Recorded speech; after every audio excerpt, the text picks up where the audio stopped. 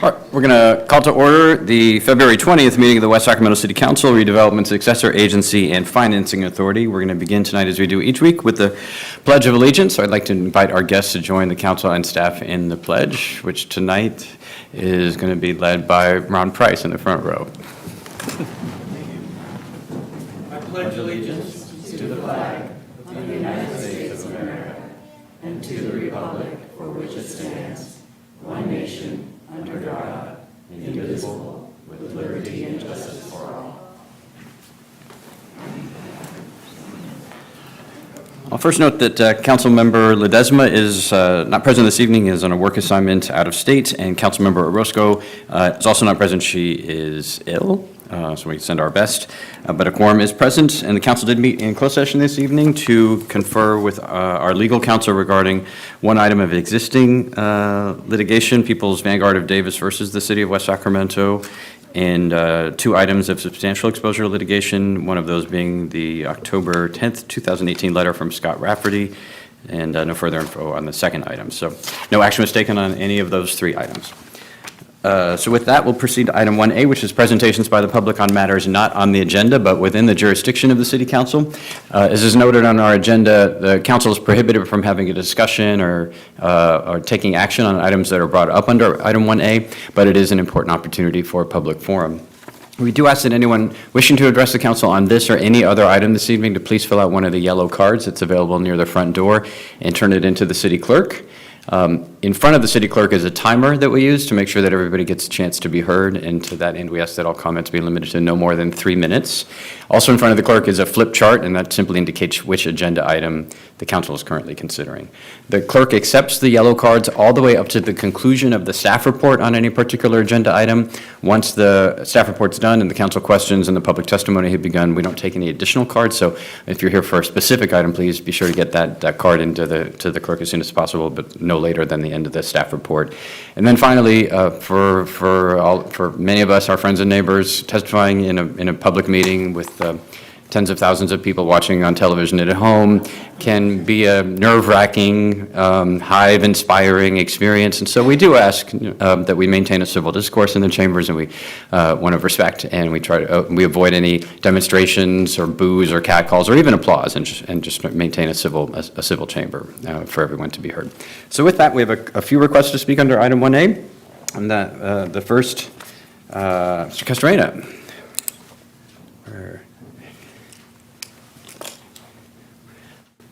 Wrong glasses. Welcome. I have some pictures here. I believe the microphone's not on yet, so the clerk will take care of you. Okay, I didn't know that. Yeah, I'll take them up too.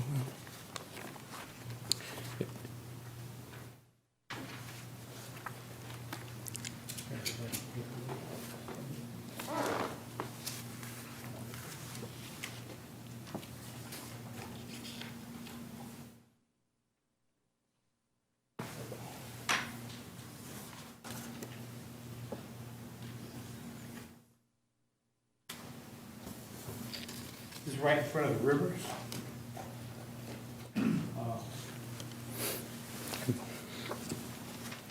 There's a beautiful location.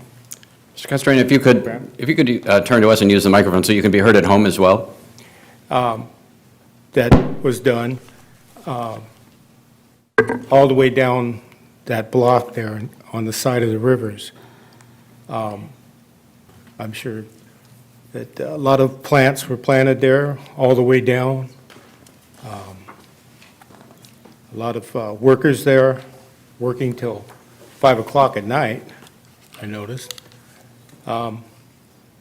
That's great, that you spend that money and it beautifies one area. But what I have here, and I'm going to show them, is along Sacramento Avenue with dead trees, big ditches. Mr. Castrena, the clerk has a camera so that everyone in the room and at home can also see the pictures. So if you put them on is the camera working, Madam Clerk? I'm going to try it. She's going to try, so that everyone can see what we're seeing as well.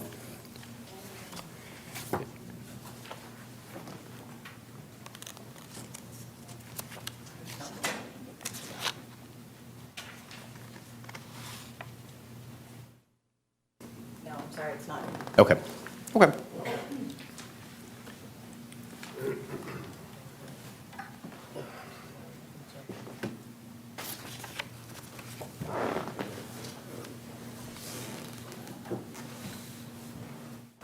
This is what we used to call a swamp, when I was in grammar school. I really want to say, because the folks at home, when they can't hear, it gets very frustrating as a member of the public to not know what's being said, so if you could just It help out. looks the same as it did when I was in grammar school. It hasn't changed. The city hasn't tried to improve it. That whole stretch is terrible. There's homeless back there. You know, God bless them, but it really looks terrible. I think that the city council should do some improvements on that area. I mean, they've done a lot of improvements, you know, really good job on a lot of other places.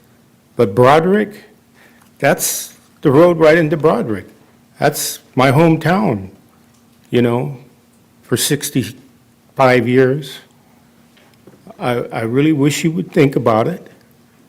Why have that ugly sore down that street?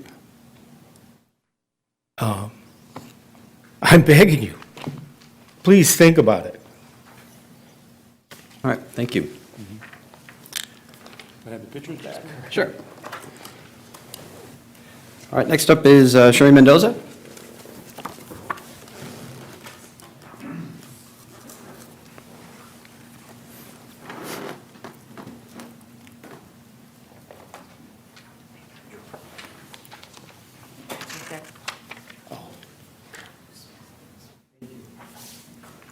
Hi, thank you for this opportunity, and you may need to redirect me somewhere else, but I'd like to bring it to your attention that I'm now retired and find myself daycare for my 3-year-old granddaughter. So I've looked into the city for things to do with her, because it's been well and fine just at Oma's house with all the fun things I provide. So I found at the city library, they have a toddler class, 3 to 5. The library doesn't open on Wednesdays, it's once a week Wednesdays, and it doesn't open till 11 a.m. And the class is from 11 to 11:45. So it was really saddening the first time we went, because as soon as the class was over and the story time and everything, the kids all wanted to congregate in the little small children's area, which frankly does leave a lot to be desired. And anyway, all of the parents were saying, come on, we have to go, we have to get lunch, we have to get ready to go take a nap. So no one could spend time gathering because of the hours they have that. So I'm not saying you're involved with the hours of the library, but I don't think it's very accessible or usable by a lot of people with toddlers, and that's what it's intended for. So if possible, I would ask that would be opened earlier. The library's not even open till 11. We stood outside in the cold wind. But my second thought I'd bring to council is, if there's anywhere, me being a grandmother, I went through the whole new mommy syndrome. Oh my gosh, I'm home alone, I'm watching this child, I'm stuck here, why even take a shower, blah, blah, blah. And for the health and welfare of our city, and for us to be in the forefront, there are a lot of different areas where libraries do have a little quad area. Churches provide an indoor play area. And I would like to present that to the city, that if there is in a building that's already owned or anything, it wouldn't even take a room this big to put like a concrete floor, half of it padded, a play area, and it's something that we could be in the forefront of a city that is honoring parents with a place to get together with toddlers, because, you know, they have their nap times and everything. It's really hard, and we do need each other with toddlers. So if there's a available room anywhere, it's something that I see can grow and actually it would be a really good mark on the city for providing something like that, free. And it could be donations accepted. It could grow into, some of them have a coffee bar, juice bar for the kids or something. And I could see it progressively growing every year and add a little bouncy slide. And this is, again, it's something that can grow. And I know my time's up. If I'm supposed to take this somewhere else, I wish you would let me know, but I do want to put it out there as a whole. If there's a room or anything available, please consider something like that. All right, thank you. And let me confirm, Pat Flint, you put 4, not 1A, correct? Mrs. Flint? Your card is 4. I thought it was 1A, but it says 4, correct? Okay, great. Okay, then that's all the comments on item 1A. Let me, first for Ms. Mendoza, this isn't the right place, but City Hall's never the wrong place if you have an issue or a concern. The library is funded and operated by the county. The city provides some support to extend hours more than it would otherwise be able to do. But it is also your lucky night because half the friends of the library are here, as well as a former member of the Library Advisory Board for the county. So we rarely have this much library expertise in the room tonight. So you actually have come to exactly the right place on a Wednesday night to address that issue. So they are, well, I'm going to point them out later anyway, so I'm going to out them right now. Then in the second row here, the 5 of them, the president and immediate past president of the Friends of the Library are waving at you. And so the city is a partner in the library, but it is a county-operated facility in terms of the funding and the hours and some of those other services. I would encourage you to connect with them and with us about the project, and with County Supervisor Oscar Villegas, who represents the library at the county level as well. And no one from the city for a city room available possible? So I don't want to set a precedent here because we don't, everything happens up the mic. But yes, there are actually quite a few community facilities in the city for folks who want to take it upon themselves to start something,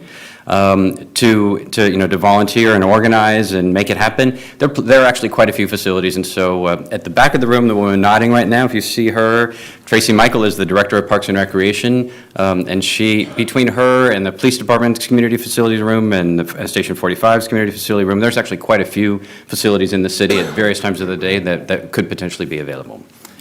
All right, my pleasure, thank you.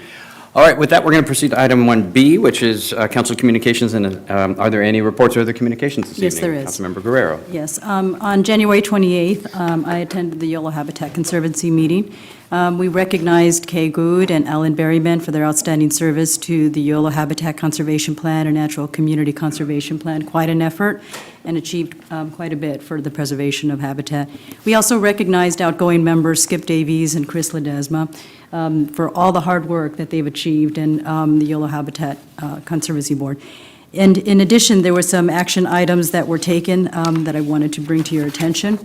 Ratified some minor corrections to implementing the agreement for the Yolo Habitat Conservation Plan and Natural Community Conservation Plan, and to the Financial Services Memorandum of Understanding with Yolo County. In addition, we received and filed a 2018-19 mid-year administration fund budget update and approved the 2018-19 administration fund budget amendment and the amendment resolution. We also approved a new conservancy implementation financial structure, budget process, and the fiscal 2019-20 budget and organizational goals. In addition, this is an area that the Conservancy is exploring. The board reviewed the recommendations to authorize issuance of a request for proposals for management services. The board requested for an ad hoc committee comprised of the chair, vice chair, and past chair to review the request for proposals that are submitted. There is going to be a process where there's a composition of city managers that are going to initially review the proposals, and then the ad hoc committee will review the final cut and present their recommendations and report back to the board. The board is interested in taking a look at hiring a manager in lieu of contracting out the management services.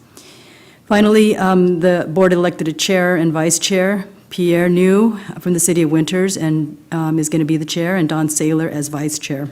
And so the ad hoc committee will be comprised of Pierre New, Don Saylor, and the outgoing chair, Jim Provenza. And They also approved the establishment of a 2018-19 Management Committee and receive and file the update of the Executive Director's creation of the Finance Advisory Committee. The Ad hoc Management Committee of the Conservancy will be consisting of the Chair, the Vice Chair, and the immediate past Chair. And that concludes that report. I wanted to also provide a brief report on my attendance at the League of Cities Transportation, Communication, and Public Works Policy Committee. Wanted to let you know that the League's mission and strategic goals for 2019 are to provide cities additional funding and tools and preserve local authority to address housing production, affordability, and homelessness challenges. They are working at the legislative level to provide resources for cities. In addition, working on improving disaster preparedness, recovery, and climate resiliency. Promotes sustainability of public pension and retirement health benefits, recognizing that there's significant challenges among cities, and addressing public safety concerns for California cities. There's a number of issues that they are going to address in the legislature and at the policy level. And that concludes my report. All right, thank you.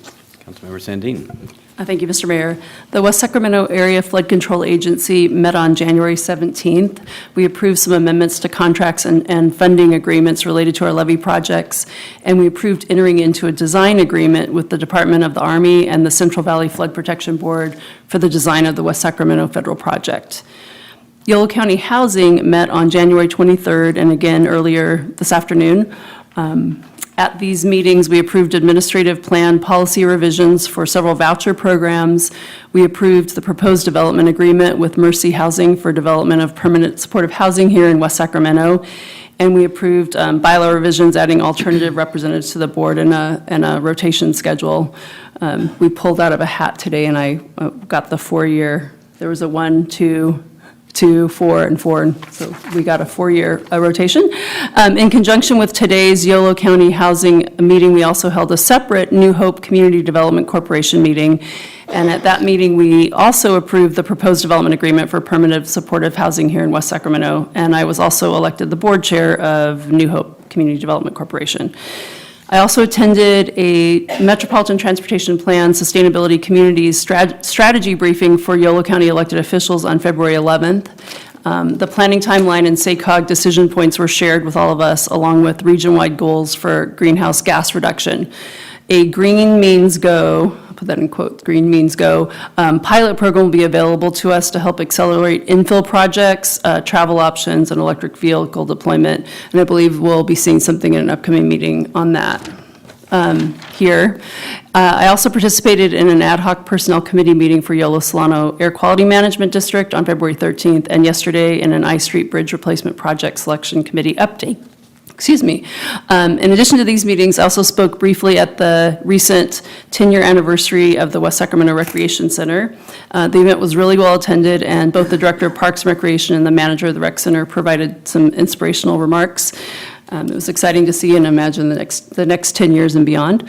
And along with the two of you, I also attended the West Sac Chamber of Commerce's Installation Awards Dinner, where our former colleague, Mark Johannesson, was honored with the Mike McGowan West Sacramento Lifetime Achievement Award, and also attended the Metro Chamber of Commerce's Installation Award Dinners. And I also, I think along with Councilmember Guerrero, who was there, I believe, a little earlier than I was, the Ellicott Health Center's Halyard grand opening. That's right.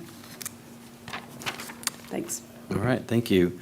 A couple of reports. The SACOG board meets tomorrow, but the Transportation Committee met earlier in the month, and the board will be taking up a couple of key items tomorrow. Operationally, the board is considering its first dues, the first SACOG dues increase in, I think, 7 or 8 years. And the formula is based on population. So the largest dues changes are for the County of Sacramento and for the City of Sacramento, but it would include a $3,000 a year increase for us in year 1 and also in year 2. This is partly motivated by the SACOG's increased responsibilities at the state and federal levels because of the congressional work on infrastructure package this year, but especially at the state level. What we're doing on the climate change and all the new funding programs have made it necessary to both restore a dues cut that was done 6 years ago, but also then to make some minor adjustments going forward. So that I expect that to be that was adopted in committee earlier in the month, and I expect that will be adopted unanimously tomorrow, because all the jurisdictions other than Sacramento County had already endorsed the concept. And I think Sacramento County is also now on board. So it's a small amount for us, but it's significant in terms of its implications for the grants that we compete for. Because I think on average we're winning between $1 million, $5 million, $10 million, sometimes more than that in grants from SACOG because of its capacity to be able to identify and be able to review the proposals that we put forward. So it's a good investment for us. The board will also be taking up authorization to extend the performance timeframe on the streetcar implementation. That portion of the implementation that we are managing here in West Sacramento, due to to a lot of factors, but including the bid environment, the board will be taking an action to extend the timeline by which we have to complete the work on the current phase of that project as well. Last week, our flood control manager, Greg Fabian, and I were in Washington, D.C. This is our first real set of meetings in this current cycle with the administration, but also with the new House leadership, since the House obviously flipped partisan control in November, and all the committees and the committee staff are now in place. So this is our first opportunity to meet with them, and then to check back in with as we do every single time, at least every couple of months, with the Corps of Engineers, from the staff level all the way up to the Pentagon, at the Secretary of the Army's office. It was a very productive visit. We got very strong signals. We're very well known at this point, as Councilmember Sandin knows well. The West Sacramento project is very, very prominent in Washington, D.C., far more than you would expect given the size of the city, because of the scale of the project and how long we've been working on it, and because we're there every 5 minutes reminding them that we are here, and that they promised us 5 minutes ago that they were going to move, to take step 18 of 27 that we're on now. So our ask is to have funding in the upcoming work plan within the Army Corps of Engineers, that will allow for the larger portion of design work to happen on the next major levee project after the Southport Improvement Project that Councilmember Sandin has been shepherding, both here and at Wasafka. So just as a reminder, we got a $400,000 in the fiscal year 2019. What are we in now? Fiscal year 2019. $400,000 for the design of that levee project. That's not peanuts, but it's not a meal either. So we are advance funding some of the supplemental work to make sure that we're able to design more than 1,000 feet of the levee with our own money, with an agreement from the Corps that will count towards our ultimate match requirement later on. But we're also asking now in the work plan for the 2020 work plan, which will be up in September, for $3 or $4 million that would finish the rest of the design work for that project, so that then in the fiscal year 2020 budget, we would be able to secure full New Starts funding for the actual construction of the levee project itself, the next major one after the Southport project. So that's kind of the cycle of waves that we earn in terms of that funding. I would note that the one area that is in flux there is, I think virtually everyone in Congress is prepared to move back towards an earmarking system for appropriations of certain types, but it would include this type. So it's one of these things that everyone in the Congress wants to do, but nobody wants to be the one to go first. So whether or not that happens in the water bill, which obviously the flood appropriations would happen in the transportation bill and in an infrastructure bill, or in something else, it's not really clear. But it seems virtually inevitable that some form of what's the euphemism? Member-directed spending is going to be emerging again. Whatever your view about earmarks and member-directed spending in the whole world is, it would be quite advantageous for us, because Congressman Matsui is such an influential member of the new House leadership, and has very strong relationships with the appropriators as well, and because we've done so much homework over the last 15 years on this project that, as I say, that even the new staff that we met with, who just came on board in the House, already knew about the West Sacramento project. So, we're in good position. We don't come home with $100 million. Most of the time we don't, but we're setting the table and taking the various steps necessary for that to occur. I would finally note that we met with the Secretary of the Army's office at the Pentagon about the project as well, and they're very familiar with what it is that we're doing. What came up much less often than before was the cost-benefit ratio. The benefit-cost ratio has been a challenge for the project because of some changes in the way that the federal government calculates cost-benefit. We have a very, very high benefit in the city for our project, according to the federal rules, because we're protecting people, we're protecting major federal assets, major state assets, major infrastructure assets. But the challenge is if you project that the project's going to take 15 years to complete, with a discount rate, those benefits at the end, because you don't get most of the benefits until you finish the whole levee loop. You don't get benefits just from the Southport project at a very high level. So you need to finish the whole project, and you don't get to count most of the benefits till you're done with the whole project. And then when you discount those backwards, the value of those benefits is not as high as it otherwise would be. So part of the reason we were able to succeed in this last round of getting the benefit cost ratio up substantially, and it's great work by our staff and our consultants and the rest of our partners, was we were able to convince the Corps and others that we could finish the project faster than they thought. And finishing it even a little bit faster dramatically increases the benefits, and it doesn't change the cost very much. It actually reduces the cost a little bit as well. So part of the case that we're making right now is look how fast we delivered the Southport project. We delivered it faster than the Corps had projected, and so far we've spent way less than the Corps had anticipated spending. So if we can get the Corps and OMB to incorporate those assumptions, we should be able to get the benefit cost ratio up even further, which will, if we can get it to 2.5, as Councilmember Sandine knows, if we can get from 2.2 where we're at now to 2.5, we'll be in really good position, because that's the threshold.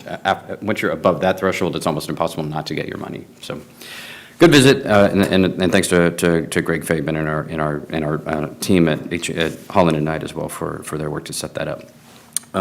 Also hosted a smart growth tour for the Smart Growth Funders Network. This is all of the major philanthropic foundations in America that fund environmental, land use, smart growth, mobility kinds of work, social justice work in the country. So those foundations, they have everybody has an association, so they have one too. And they chose West Sacramento as the center point of their tour around the role of affordable housing in sustainability and smart growth, and West Gateway Place as the signature example of that kind of work, both in terms of what we developed and the funding mechanisms underlying that. It was also a great opportunity for us to put West Sacramento in front of a bunch of people that write checks for good projects. So got really great feedback from them on that as well. So we'll be looking to leverage that into some more money later. Similarly, a week and a half ago, the Local Government Commission hosted its policymaker event in West Sacramento. We were asked to present on our mobility initiatives, the jump bikes, the scooters, and VIA in particular, as the signature example in the region of a community that is progressive on the mobility side, and to talk about some of the hard lessons and some of the unexpected lessons from that, some of which we'll talk about tonight as well. So it's good to see the city featured in that way. And then finally, last night, the city clerk's office and the city clerk and her team organized the new commissioner and existing commissioner orientation and session, and where I think we had nearly 50 of the 56 commissioners in attendance in this room and downstairs. Not unlike any commission orientation we've ever done before, which was 3 hours. And that didn't include the ethics training, which the commissioners all completed a month ago. So this is the most trained, most oriented class of commissioners in the history of the city of West Sacramento. And we covered the draft strategic plan that the council developed at the strategic planning workshop, the city's governance culture, some of the major financial and other contextual issues in the community. And then the commissioners had an opportunity at tables to interact with one another. So there's a very strong program. We really want to acknowledge the hard work of the city clerk's office in organizing that. The clerk's office launched a really outstanding outreach campaign for commission appointments in the very first place, which generated the largest number of applicants we've ever had.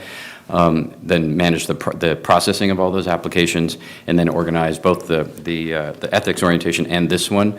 So really, pushing much harder with no new people in their operation. So really want to Madam Clerk, thank you so much for the work that you've done on those projects. And the council should be aware you have a highly energized set of commissioners, just like every time. But this group's raring to go.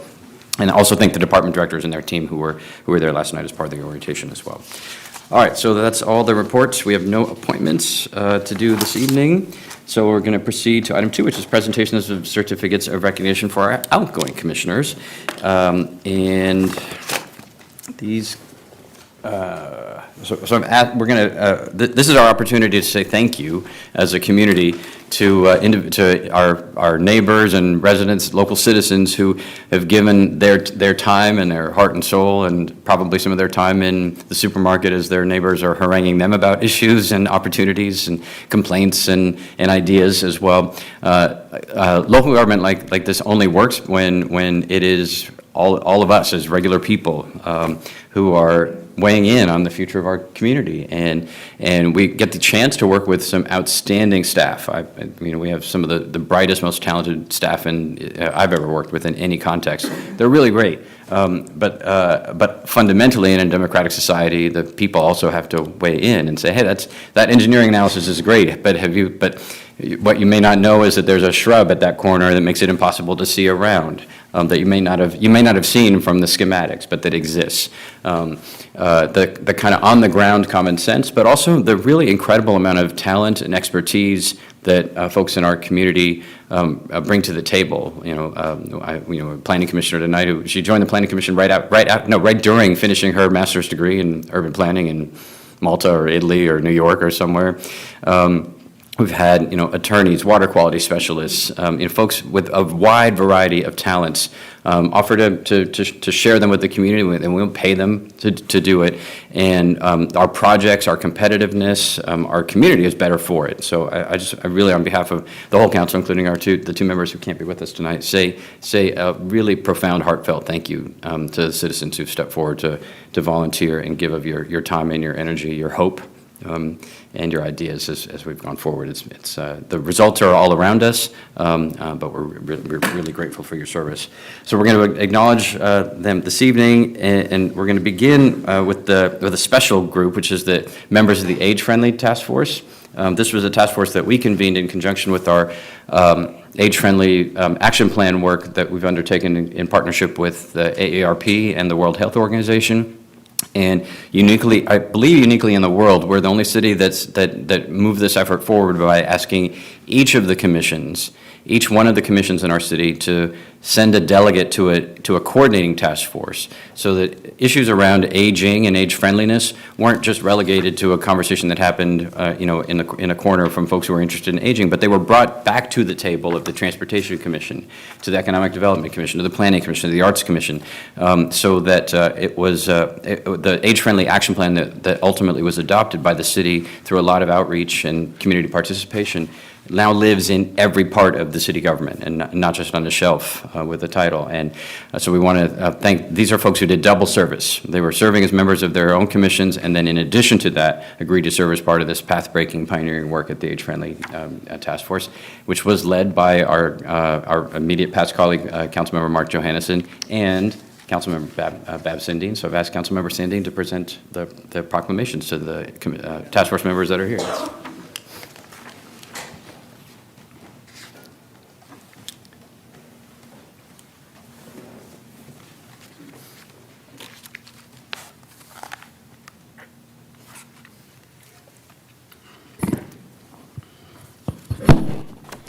And it was a tremendous honor to serve as co-chair of that committee. And I'd like to bring up the folks who are here tonight that served there. So I'll call you up and present you with your certificate, and we can kind of celebrate together. And then I think the mayor has more certificates. I do. All right. Ian Branneman. I'll how about, we'll go this way. Thank you very much. Dan Clayton.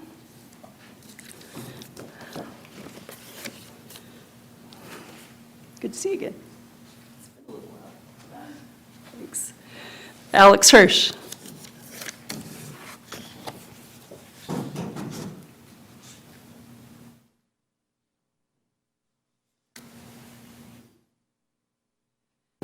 Andrea Lepore.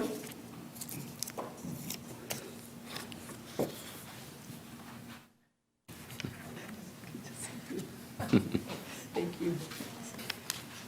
And Ron Price, the Pledge of Allegiance leader. Thank you so much. Ari, can you take a photo of all of us? Do you mind?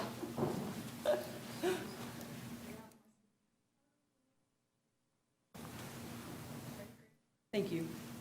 Thank you all.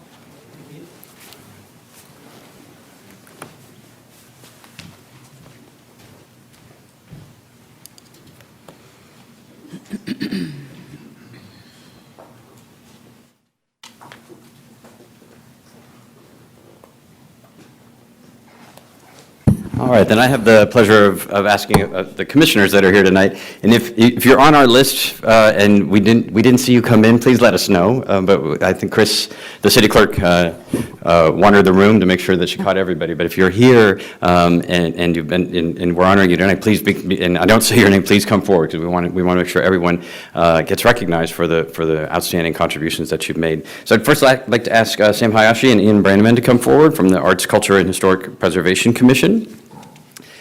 This is a commission that is one of the youngest of the commissions, but even in this last term, in the last 2 years, you can see their work all over the place, whether it's Subtile or the other sculptures, the poetry walk inside the streets of the Washington District. So in the visual domain, and in the sense of a place that is emerging as a result of attention to art, culture, and historic preservation that's been more than ever in our community. So thanks to both of you for your service, to Sam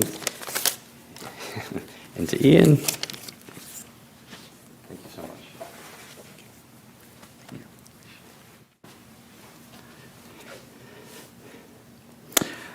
much. Next, Susan Martimo from the Library Advisory Board, made famous this evening. And the Library Advisory Board it's a county board, unlike all the other commissions that we're honoring tonight, but each of the communities in the county sends their very best to we can send one person to the Library Advisory Board, and I can't think of anybody in our community who's more dedicated to libraries as a concept, but really towards bringing libraries to everyone in communities like ours and to every kind of person from every corner of this community in ways that meet their needs and that are thoroughly modern and yet also reflect the best of the heritage and the history, the great history that libraries have had in our civilization and in our culture and our society. And so we've been really, really honored to have Susan Martino serve West Sacramento on our behalf. Thank you so much, Susan. I do want to say thank you to the City of West Sacramento for your continued support of the Arthur F. Turner Community Library, because without them, we wouldn't have Sunday hours, we wouldn't have as many services or materials in our collection. So thank you, City. Thanks, Susan. And Andrea Lepore.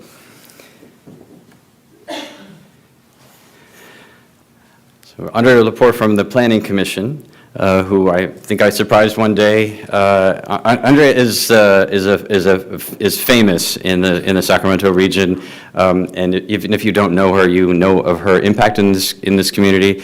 I could start naming a few things, but I know I missed some important ones. But if you've ever eaten at or been to an event or just driven by Hot Italian and been excited about the energy that and if you can remember when it first began, what a different kind of a place and experience it meant for Sacramento and how much it was a window into what our future could be. Solomon's Delicatessen and so many other projects in our region that she's been a part of. And she had entered a program in NYU? Boston. Boston, okay. I went as far as Malta and Italy, but it's just Boston. To study places, cities, the urbanity. And so the opportunity to have someone of her stature and her direct practical experience and her hunger to learn and to explore and to inquire more as a member of the Planning Commission was really extraordinary. And she, without too much prodding, agreed to serve her community, and we're so much the better for it to have someone with her background and her experience as a part of our Planning Commission. And so thank you so much for everything that you've contributed to our city, Andrew. Thank you so much. Thanks for having me in our mansion today. We are. And Steve Peterson from the Transportation, Mobility, and Infrastructure Commission. And Steve's been a member of this commission for a while, and the chair of it as well, and one of the pioneering residents of the Washington District before it was cool, on a regional scale, before everyone else knew about it, and brings a depth of expertise in planning and development to that commission as well, but from a public and a private perspective, and a neighborhood perspective in an area that has been dealing with lots of transportation mobility issues and challenges, but so many opportunities as well. And so the launch of the jump bikes and scooters, the VIA service, the work on bridges and transit, all of those issues that have been part of this relatively new commission that Steve's been a member and a leader of, and we really appreciate your service to our community. Thank you so much, Steve. Thank you. And Steve has a fan in the planning department. And last but absolutely not least, Dan Clayton. If Dan would come forward. Because there are very few people in city government that have been here longer than me, and this is one of them. Dan Clayton's been a member of the Parks and Recreation Commission in various iterations of its name for 25 years. And that's both a long period of time, but this was a very different city 25 years ago. And Dan and his family have been institutions in our community and volunteer in so many ways. I went to Cal, so I love Berkeley, I'm a Berkeley guy too. But Dan, as a member of this commission from when we had virtually no city parks in neighborhoods throughout the city, didn't have recreation programs that we could be as proud of as we are today. We certainly didn't have things like preschool or the Spark program or other services in our community. The senior center on Cummins was a great facility, but it was limited in its space and who it could reach. And Dan was a critical part of the work to create the community center across the street that brings together a new kind of senior center plus the preschool upstairs. Really, there's no part of this community that Dan has not touched in his service on the commission, always bringing a dose of reality and common sense to a commission that can sometimes be, way up in the clouds. And we're really going to miss Dan's service on the commission, but he's not going anywhere, and his whole family has been here forever, and we'll never lose them. And Dan, thank you so profoundly on behalf of the entire community for everything that you've done for the city on the commission and in every way in the community as well. We're so proud to have had you, to have been a colleague. Thank you.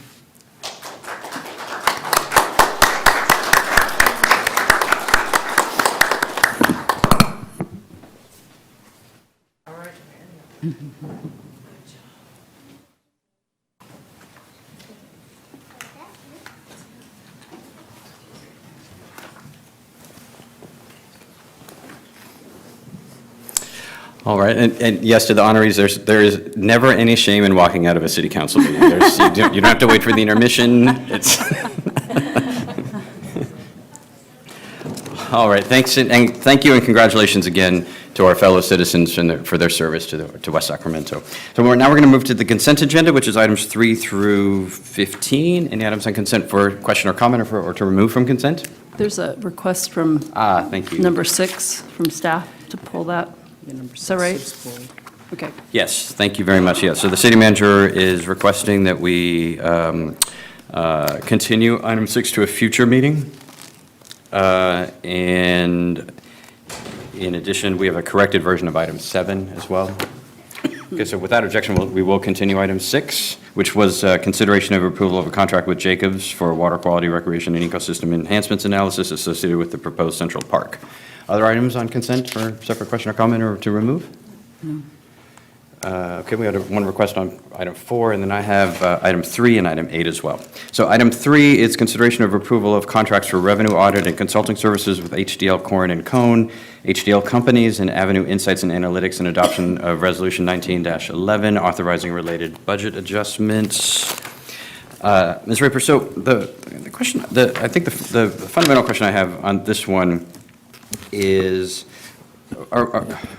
why are we splitting this between three different firms? And, one of them applied for all of them, and 2 of them are the same corporate parent? Or maybe you could give a little bit of background on how we ended up with, everybody that applied got a participation trophy out of this, this process? Sure. Well, we actually had 3 different firms propose. On the HDL side, there are 2 different firms. One is an expert in the property tax area, and the other proposed on all of the other areas. And then Avenue Muni Services proposed in all of the areas as well. The reason we're splitting, we had an evaluation committee made up of folks from different departments who deal with the business license and the property tax revenues, the EIFD, all the different pieces weigh in. And we decided that we wanted to use HDL for their property tax service because they are experts in that area. I've utilized them in other areas. We checked references. And on the other pieces, we have used Muni Services for many years. On the sales tax side, we're very happy with what they do. They've also been doing our TOT audits, which most recently brought in a lot of additional revenue for us, one time and going forward. And as far as the franchise fees on both HDL and Avenue, they audit different areas. So HDL subcontracts with Ashbon Skolka, which is a national expert in cable DivCo franchise audits, and Muni Services proposed on all of the other types of franchise fees that we have. And for the cannabis, both HDL and Muni Services offered those services. Both come very highly recommended, and we decided we wanted to contract with both so that we could use either one, depending on our time frame, the cost, what it is we're looking at auditing. And then once we use either of the firms, we can figure out which one we like, or maybe we might continue with both. But we wanted to give ourselves some opportunity so that we could get things done on a time frame that we're looking for, and so that we could have some alternatives depending on what we wanted to do. So all of which makes sense. I'm very glad we rebid this for the reasons that you described. We ought to do that more often generally. Yes. We've rebid a lot of these older contracts. But so we have 3 cannabis facilities currently, and we would have 2 auditing firms, or? I've asked for, in this report, for budget to utilize one of the firms to go ahead and start the audits for those agencies. We contracted with both. You'll notice that the price point for Muni Services is much higher.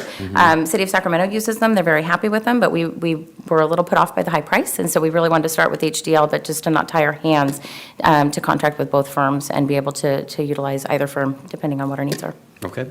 And on the TOT audit, so that first TOT audit was very successful or very problematic, depending on whether you're looking at it from a revenue perspective or a compliance perspective by some of the motels. Do you have a sense of we recovered on a total cost of $57,000, we recovered over $100,000. Is that right? Yeah, it was about $104,000 or $110,000 for a 3-year period. That's the one-time piece, but if you split that over 3 years, that's about $30,000 extra a year going forward. But from this point forward, from the next round of audits, do you expect that level to stay the same, or are motels talking to each other and say, hey, we just got dinged for not appropriately reporting and paying these things, and look, neighbor, you haven't been audited yet, but you might want to get ahead of that, or? Sure. Well, we're taking a lot of steps outside of the audit process as well to educate our folks on what types of things are subject to the title rent, which would be, TOT would be applied on, how these things work. And so we're doing some outreach as well, just to try and make sure that we can increase our compliance. I imagine that we'll probably do another round of audits, not on everybody, but there are some facilities that had transferred ownership that didn't get audited in the last round. And so we will be picking and choosing, I think, going forward. I imagine once we go through and we get everybody audited and we've done our outreach and people are doing things right, we won't have the need to do it as often. And so we wanted to contract for those services, but we would probably just do a smaller subset of the facilities that didn't get audited. And then we would make those decisions as we go forward, see what those audits produce as well. Okay. Then my last question, and I know this is a lot on this kind of an item, but these both the audits themselves are important, but also the way that we're doing contracting. So one of the things that you said is something I'm always looking out for, which is when staff say, well, we're used to working with this firm, so we gave them 27 extra points in the 100-point score, which tends to diminish the effectiveness of going back out to bid. And it's natural because, I think all of us have worked in public agencies in different ways as well. It's, you know that agency, you know the people, you know their procedures, what have you. So I'm always looking out to make sure we're not overdoing that. And so the one thing, and so I'm not asking you about that specifically, but I am about one provision, which is one of the criteria, the last one on the list, selection criteria was willingness to sign a city contract as is. And so I'm curious, is that as-is contract, is the as-is contract basically a photocopy of the old muni services contract? I mean, does that kind of a provision advantage the prior incumbent? Or is there another reason why we have that kind of a provision? We have that because it's nice to know when you are getting the proposals, what types of things in our contract they're going to disagree with. Sometimes you can approve a proposal and say, yes, we want to go with you, and then as with our audit firm, it can take months to actually get a contract because you're negotiating on language. So part of that is just so that we know upfront what types of things that they would want to change in our existing contract template. It's not necessarily the same contract that Muni Services had many years ago. Those have been updated, but it's just so that we can be aware and kind of start some of those negotiations ahead of time, or know if there's something that they're going to want to change that we just can't agree to. In fact, Muni Services had proposed some changes to our existing contract where HCL didn't. And just to answer your previous question, which you didn't actually ask, I've worked with both firms in my previous life, and so I do have experience with both agencies. So if that helps as well. Oh, I have every confidence in you. I'm just you're on all the right things on this. I'm also trying to give you a little bit of some arrows in your quiver, so when you go back on the next few rounds of these, and staff say, "Oh, we just want to go back to the same one," you'll say, "But I'm going to have to explain to council why we're not going with the most cost-effective option here, because you still like the contractor we've always been using for the last 50 years." So, I already do that. So I know you do. So I'm going to go at it. So Thank you. all right, thanks so much. Just have a quick question. Yes, Councilmember Guerrero. Yes, as you look at, doing the auditing, the recovery process, what does that look like? Are you going to need additional support to do that? And what mechanisms do you have in place to do the recovery? So far, everything has worked really well as far as the audits. In the cannabis audits, for example, we actually have terms written into the development agreements that each of the facilities has agreed to, that they would have things available, that they would comply, that they would actually pay for part of it. And so part of this is going to be outreach to them saying, hey, we plan to go forward with this, and making sure that we're having the communication up front. We're also using these less so as audits, because one of the facilities has just opened recently, and more so as an opportunity to kind of see how they do their books, to do some training and some outreach, just to make sure that we don't have to recover through future audits, but we're catching them in the beginning and kind of doing the training more so. I do know from my experience doing some of the franchise fee audits, particularly the cable TV franchises, that those can be very difficult with some of the larger companies to go back and recover on some of those funds, and so those typically take a little bit more. I know that this firm that that HCL subcontracts with does a lot of that work. That's why they're actually higher priced in their actual audit costs, but then they also offer some assistance in those negotiations going forward and recovering the revenues. Oftentimes we have to kind of settle on back things, but get people doing things going right, which is really the point of the audits. Okay, very good. Thank you. All right, thank you. All right, next is item 4, which is consideration of the Treasurer's Quarterly Financial Report on the city's investment portfolio for the period ending December 31st, 2018. And we had just a request for public comment on this one from Ms. Pat Flint.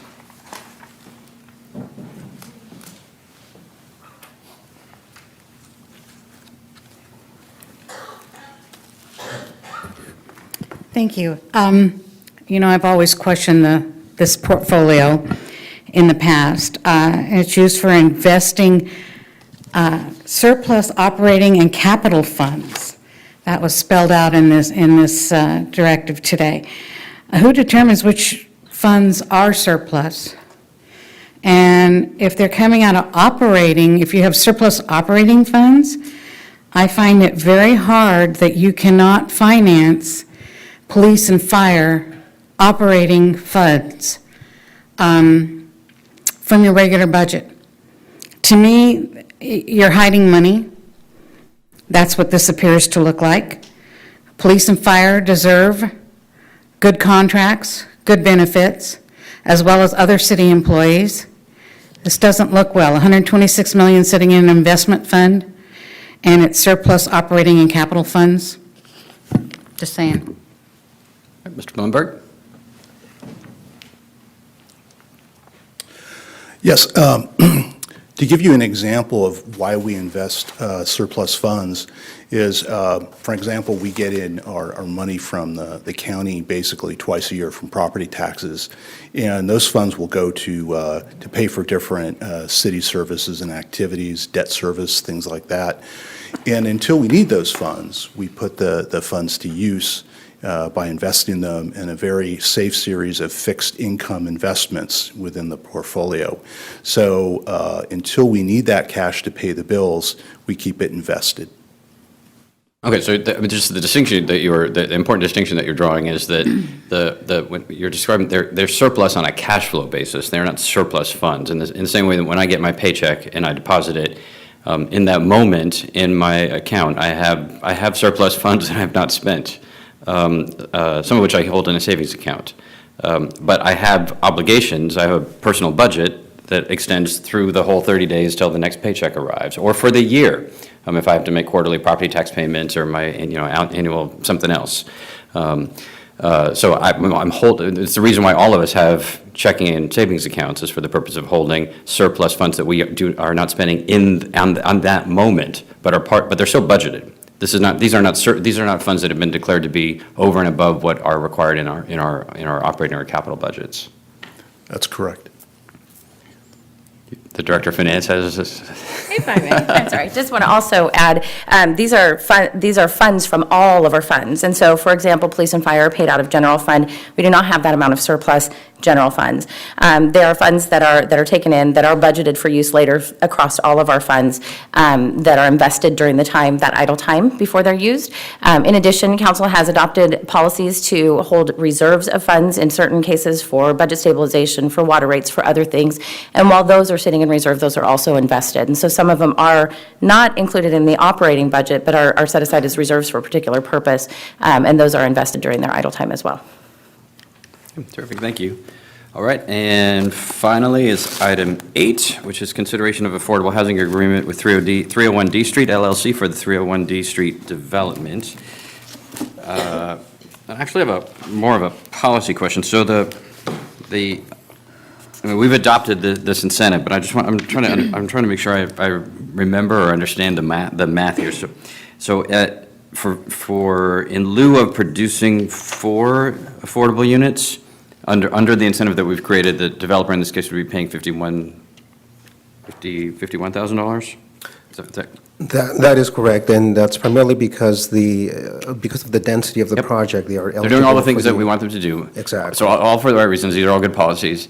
But my question is then, okay, at the production end, then when we need to use the $51,000 to produce 4 units of affordable housing, how do we accomplish such a miracle? So, as you may be aware, we've been accumulating the funds in our housing trust fund, and since the implementation of the ordinance update in 2014, we have slowly been collecting those fees for developers who have opted to pay, and we have approved. So that has been collected over the course of those years. So it's not just that 51,000 that we are collecting now, obviously. So it's the accumulation of all the funds that we have been collecting over time. But you're right, it is a significant lower amount that they are paying, primarily because we have chosen to provide that incentive because we wanted to incentivize urban development in that neighborhood. If I could just chime in, I think the secondary answer to that is it's leveraging the housing trust funds, and Raul could probably pull out the stat another time, but we typically, for every dollar we put in housing trust funds, we're leveraging, multi-fold on those dollars. So I think that is the second part of the answer there for how we make it up. But I guess I get that, and you guys are great at putting together strategies for it. But over the long arc of the future, for how long or for how much of our portfolio, could we be collecting, whatever this is, $12,000, $14,000 a unit? I mean, how long can we do that and actually produce the right number of units? Or is this program likely to cover only a very, very small portion of the affordable housing, the inclusionary obligation waivers? So one of the main reasons that we have been attempting to collect fees in the last few years is because of our existing obligation that we have with Phase 2 of West Gateway Place. That has been one of the main driving factors of why we have opted to approve a lot of these requests to pay those fees. We can certainly update the Housing Trust Fund program at any time that the council directs staff to do so, or if staff feels that it should be updated to either reduce or eliminate that possibility. But that has been one of the main drivers for us trying to collect the funds. One other thing too on that, the index of projects that are the basis of the fee structure was always meant to be a constant evaluation. So as we do another project, like in this case, West Gateway Place 2, we would likely take that opportunity to reevaluate the fee itself to make sure that it's still the appropriate level. Because it's based on actual cost of the gap financing the city puts in. And then discounted under this incentive Right. program? Yeah, okay. And this is I believe, if I'm correct, this is the first project where we have actually applied this discount. I see, okay. All right, yeah, I'm pushing, not because I have an answer in mind, because there's no good answer here, but just trying to get a handle on yet another challenge, financial challenge we have on the affordable housing side, at a moment when affordable housing is as more important than ever. So it's helpful, thanks. All right, that was all the questions and comments we had on the consent agenda, so if there's no further question or comment, is there a motion? Move to approve the consent agenda. I'll second that. All right, it's been moved and seconded. All those in favor, please say aye. Aye. Any opposed? Hearing none, that motion carries. That moves us then to item 16, which is public hearing and consideration of Resolution 19-8, consenting to the inclusion of properties within the territory of the city in the California Municipal Financing Authority's Bond Opportunities for Land Development, or BOLD program, and authorizing related actions. Mr. Blumberg. So the city offers up to the development community various ways that they can finance public infrastructure. The most common form is when the city forms a community facility district, and we do the formation of the district, we issue the bonds and all the follow-up work. But we have alternatives. So, for example, right now we have a program that's offered up called the Statewide Communities Infrastructure Program, and that will provide a way that a developer can go to another bond issuer, and the CSCDA in this case, and they can issue bonds through that developer who does what we call pooled financings, where they'll pull together projects from different communities and put together one bond issue.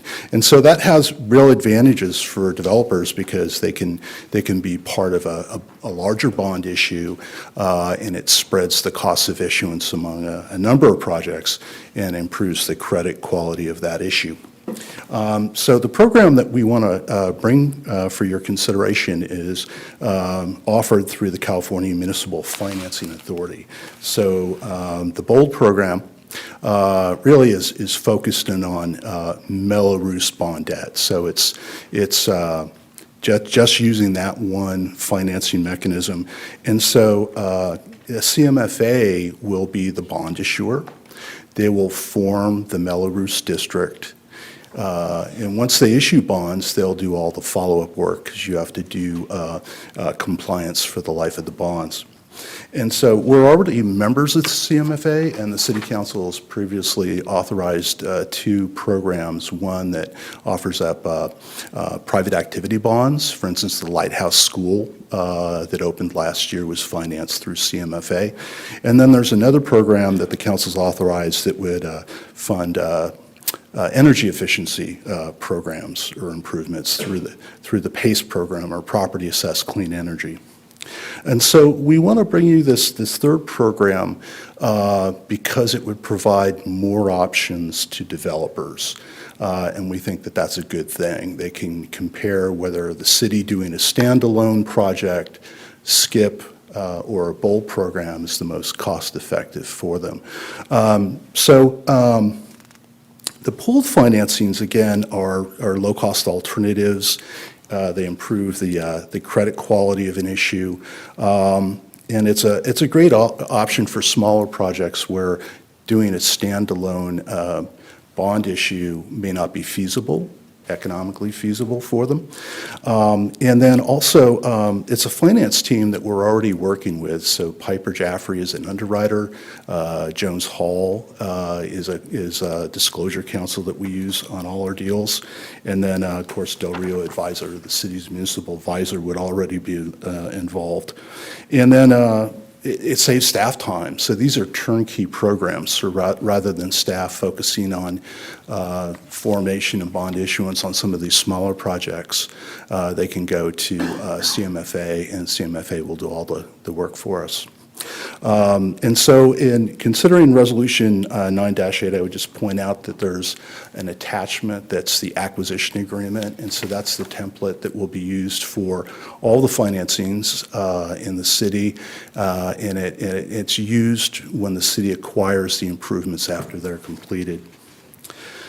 So if you have any questions, I could answer them. There is a public hearing requirement before you consider Resolution 19-8. Are there questions before we open the public hearing?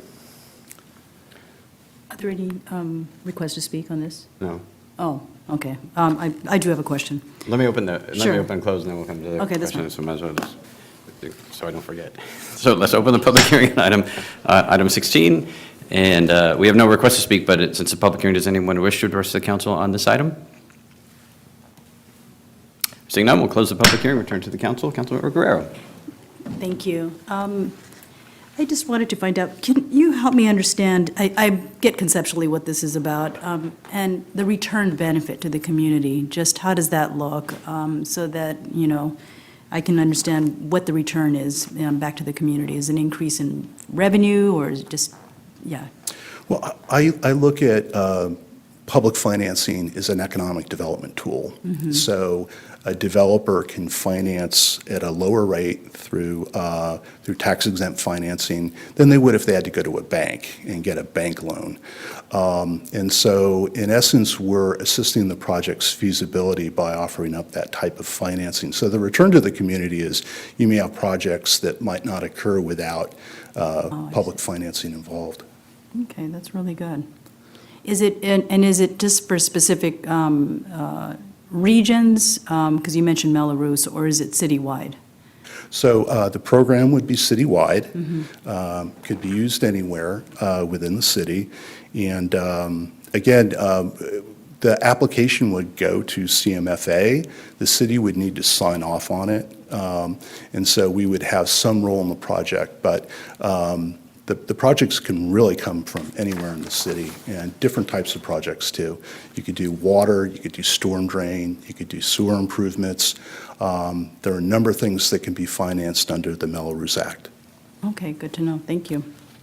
So just to follow up, because Councilmember Guerrero was asking, are these limited to Melrose financing projects then? Yes, So it would be limited to the Melrose Act of 1982. I see. So it's citywide, but it's only in those parts of the city that could have, That have a Melrose tax. could conceivably have a Melrose. Well, let me explain. The Melrose district can be formed anywhere within the city.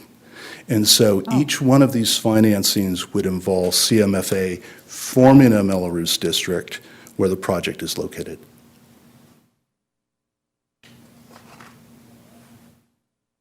That's good to know.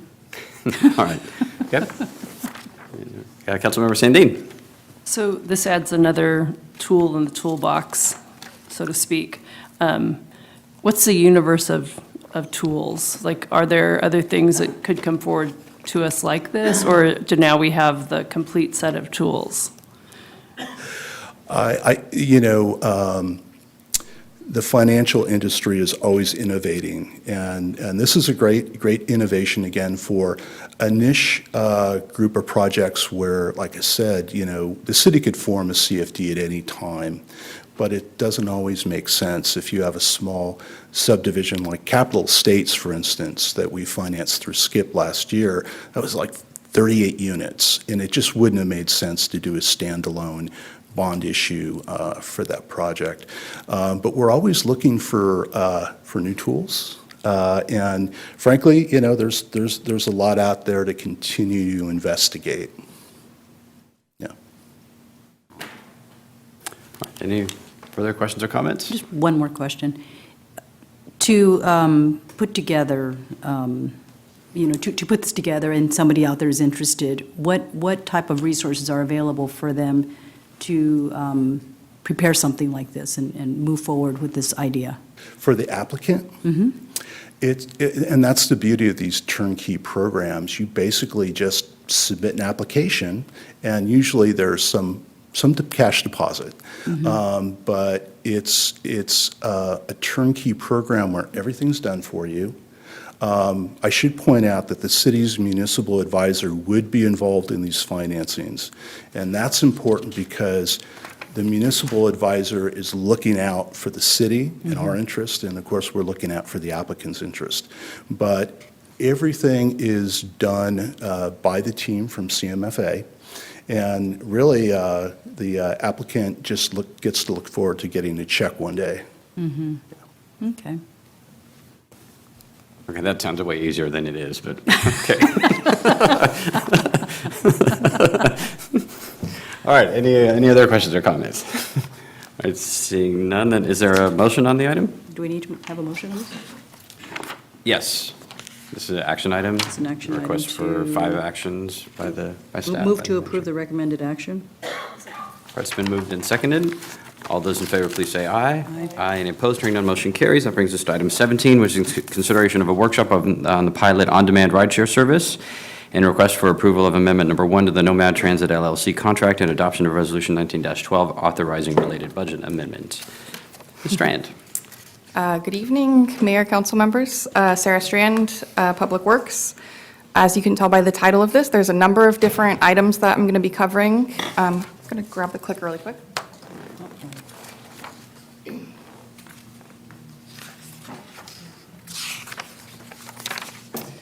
There's a lot of information in your agenda packet this evening, but for the sake of the presentation, I'm going to be trying to stick to some of the key highlights, and I can answer any questions you might have afterwards.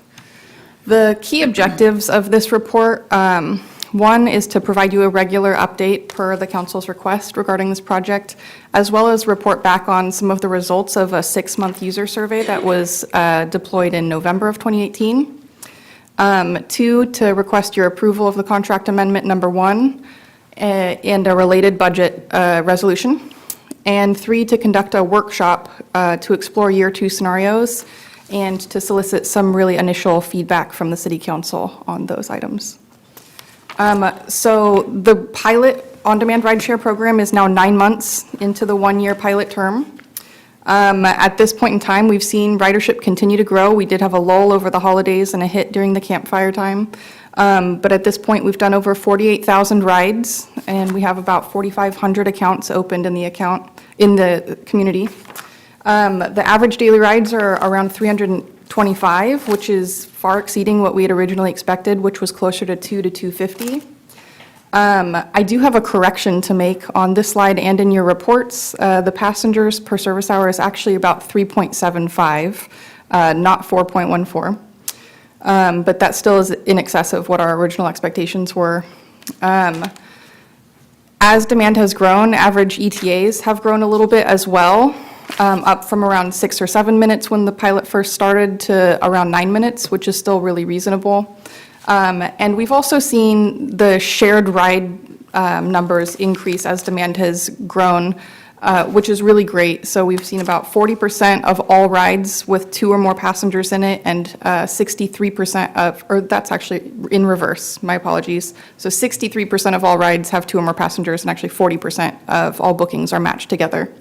And another fun fact is of about 30 drivers, about half of them are local and live here in West Sacramento.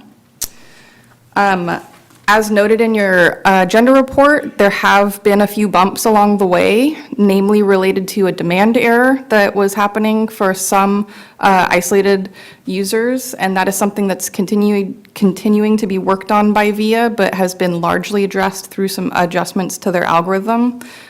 Secondary to that, we have had some riders experiencing issues with the call line, so VIA switched to a different third-party support system for that, and it seems to be improving.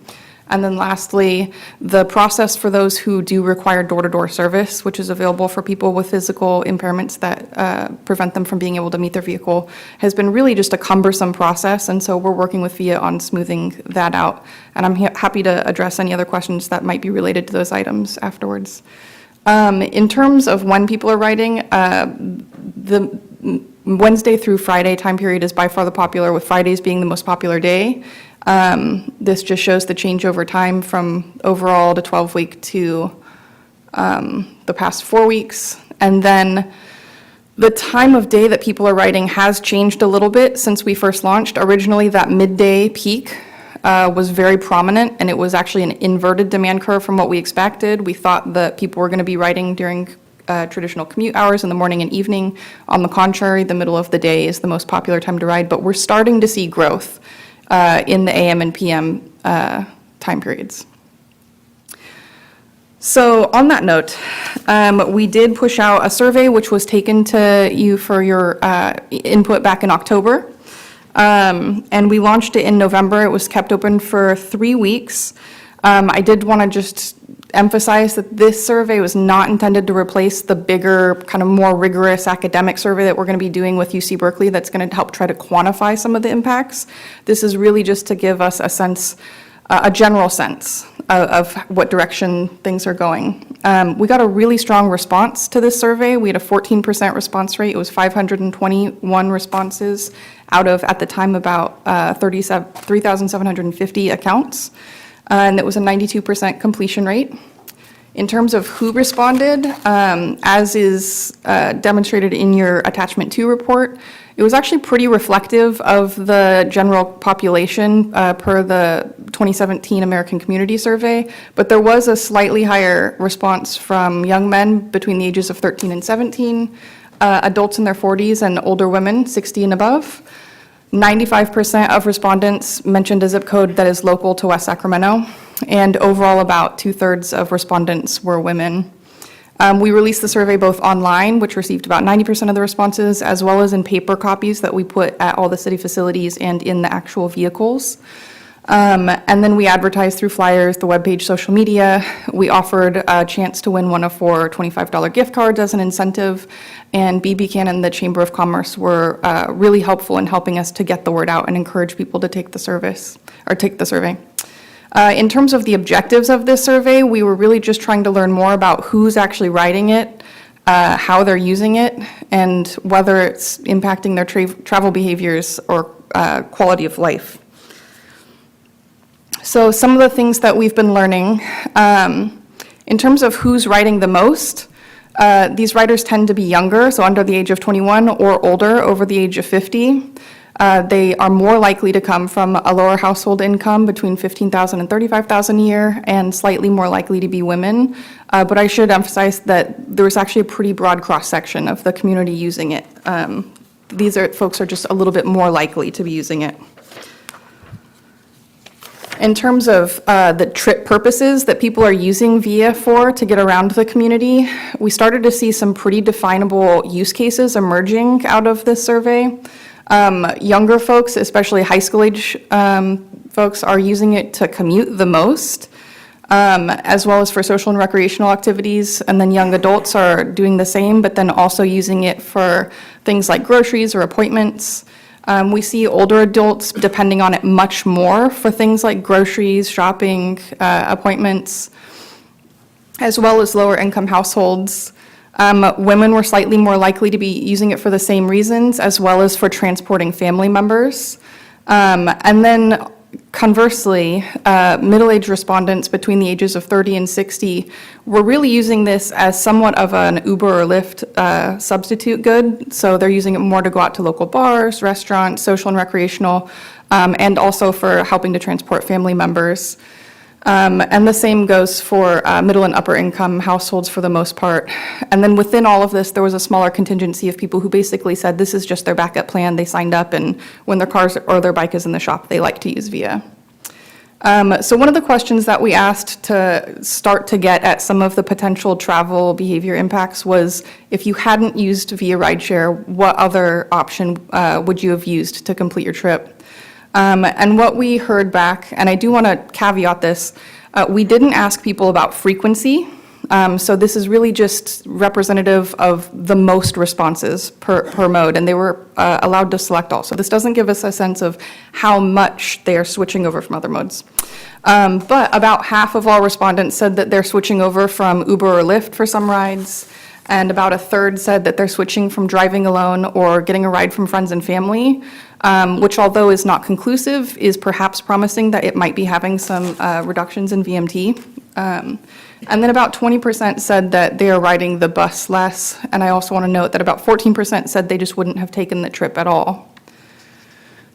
So in terms of who those shifts apply to the most, again, these were kind of across the board, but what I have here is just who was most likely to fall into these categories. So the people who are most likely to be shifting from Uber and Lyft between the ages of 18 to 59, pretty even across incomes and genders, but those under 18 are not permitted to use the service, and folks over 60 tend to use it a little bit less than others.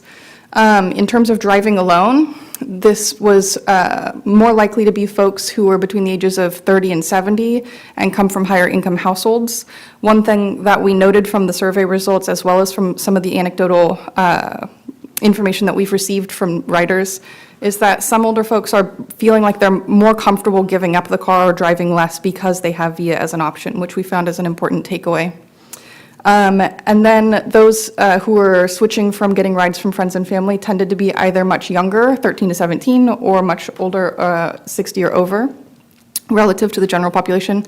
And then those switching from the bus were either younger, again, but under 30, seniors over the age of 70, coming from lower income households, under 35,000 a year, and slightly more likely to be women as well.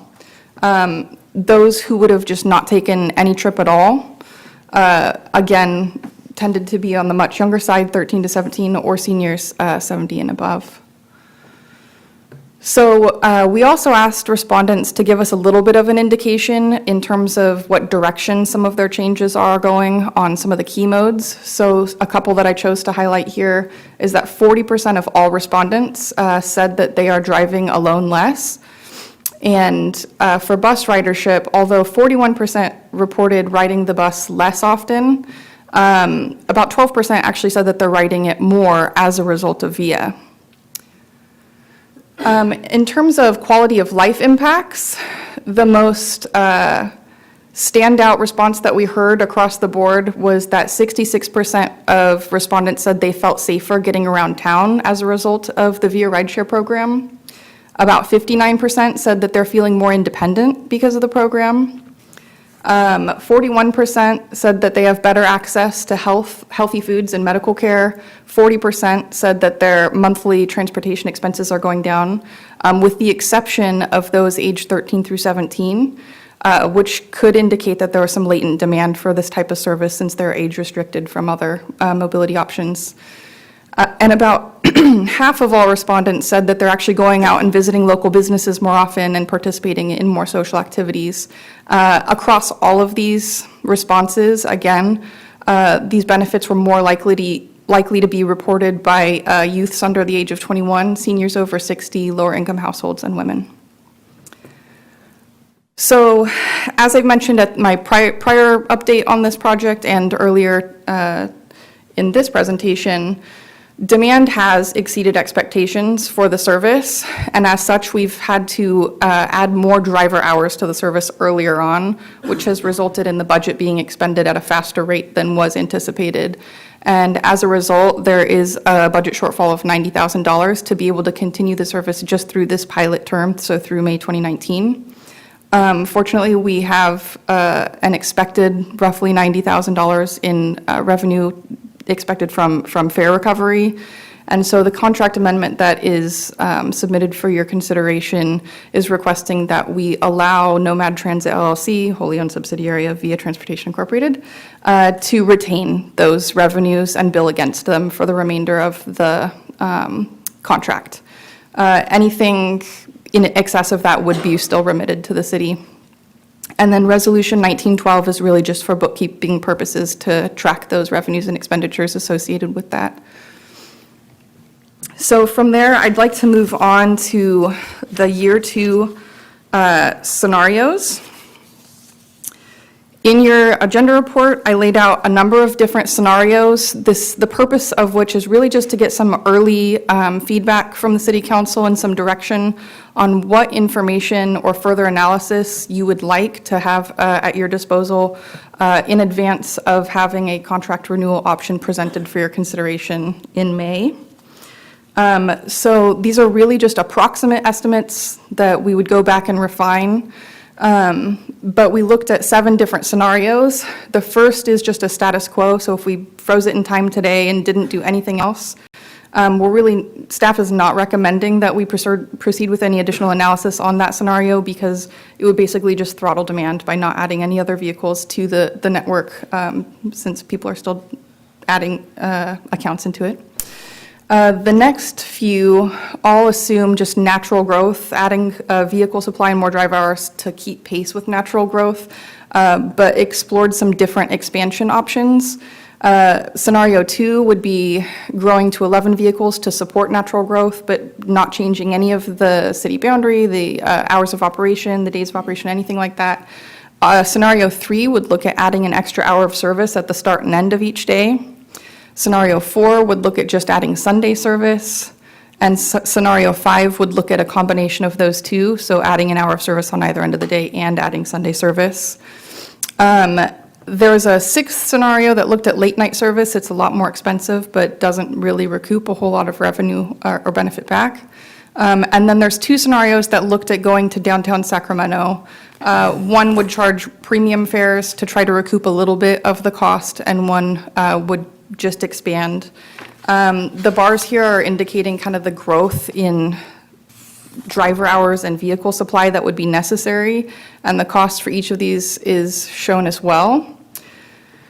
Going into downtown would be not without a great level of effort of coordination, as well as expected impacts on the quality of service because of there being only 2 bridge crossings, anticipated congestion, and a lot of probably high trip generation locations across the river.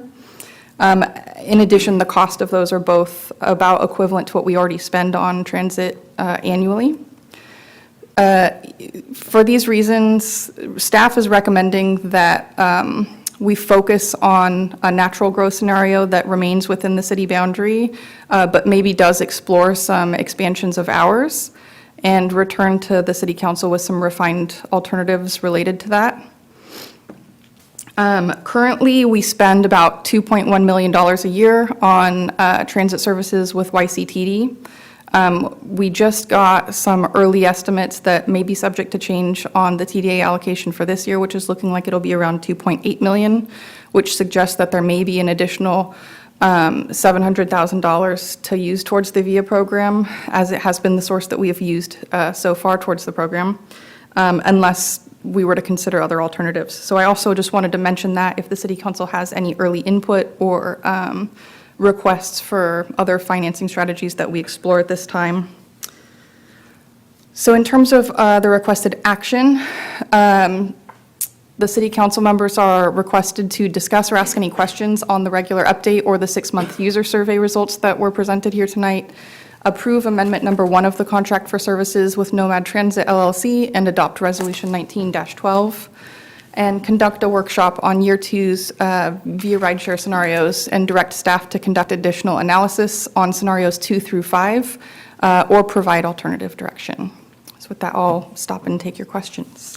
All right, do we have any questions at this point before we take public comment? Seeing none. Charlotte, Dorsey? You're up, I got it. Oh, okay. Yes, please.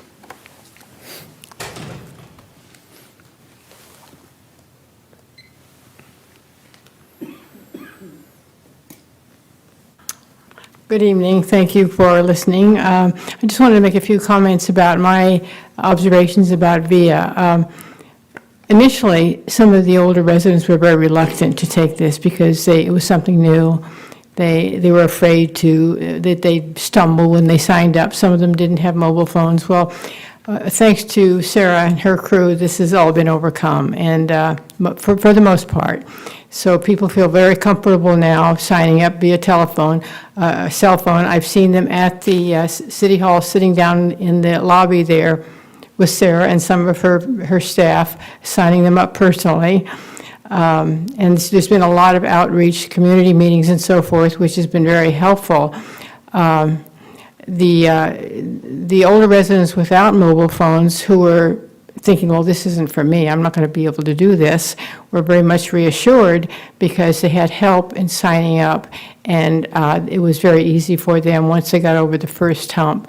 There were a couple of people particularly who were so much against this because they were very angry about the Shores of Hope shuttle being discontinued. I've talked to both of them recently. One of them stopped me when I was in Walmart and said, "Oh, Charlotte, I'm so happy about this. I take this 3 times a week." And the other one said, I had my friend that was going to pick me up at Rayleigh's, and I had a bag of groceries. She didn't show up, and she didn't show up. Thankfully, I had signed up for VIA, so I called and I got home on VIA. And so I think the outreach has been very successful. There's still a little bit ways to go because another incident, it was just recently, not an incident, but an observation I had with a person I met in the library. She's a woman who is 92 years old. She had never heard of VIA.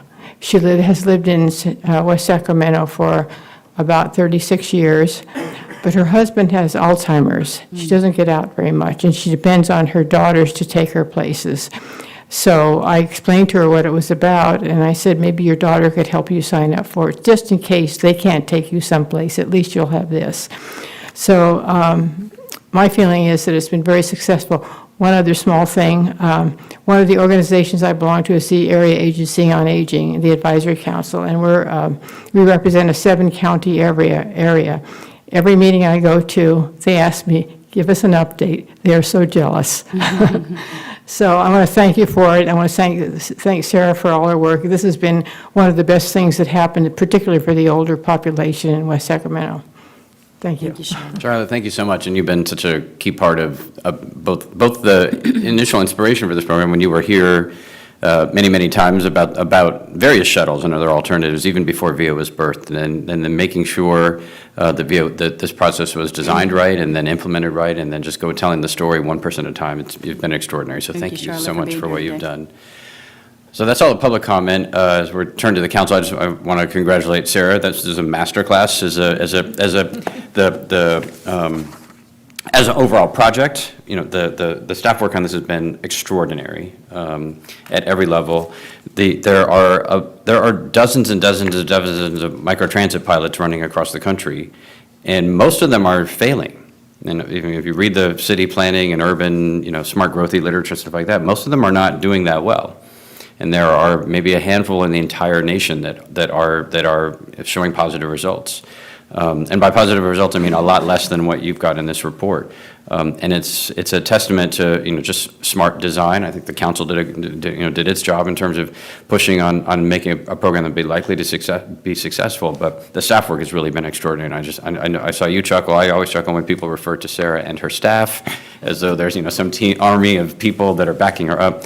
But really outstanding work on the project as a whole. And then tonight, I was not that excited about the survey.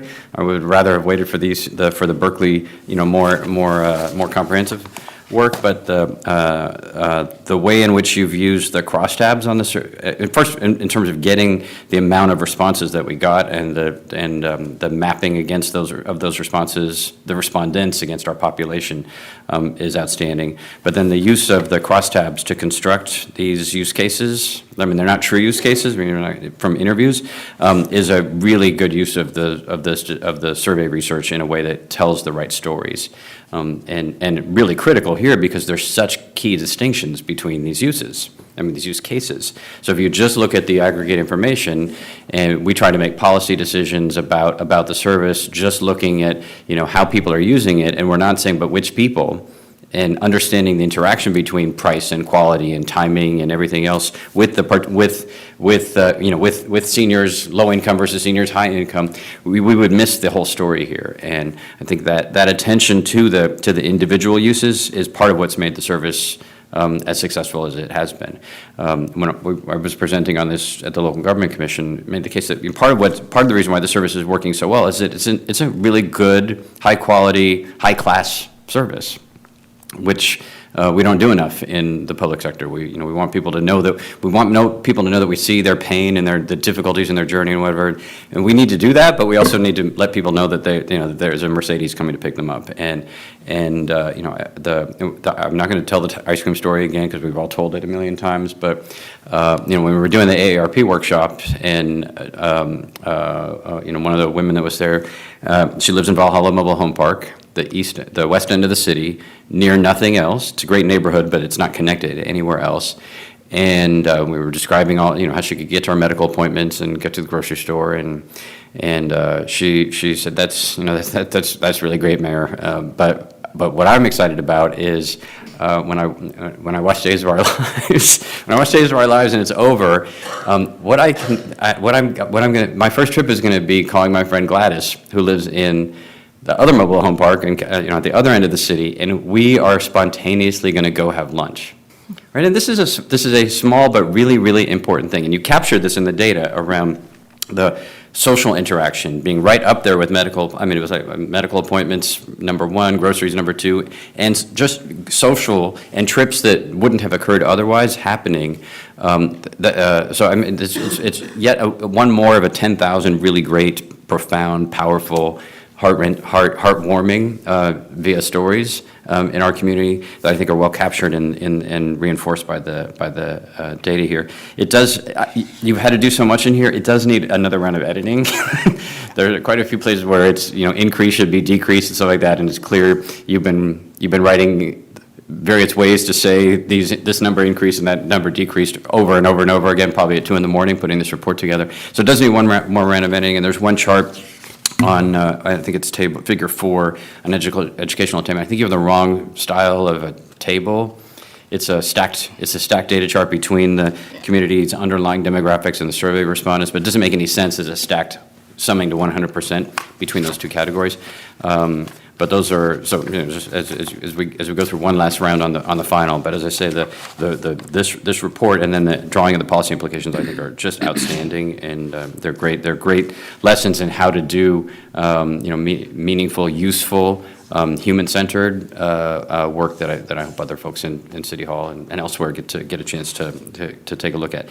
And then the content, the actual findings are amazing. They're absolutely extraordinary. You look at this and it's hard to imagine being prouder of something as a community than this, just across the board.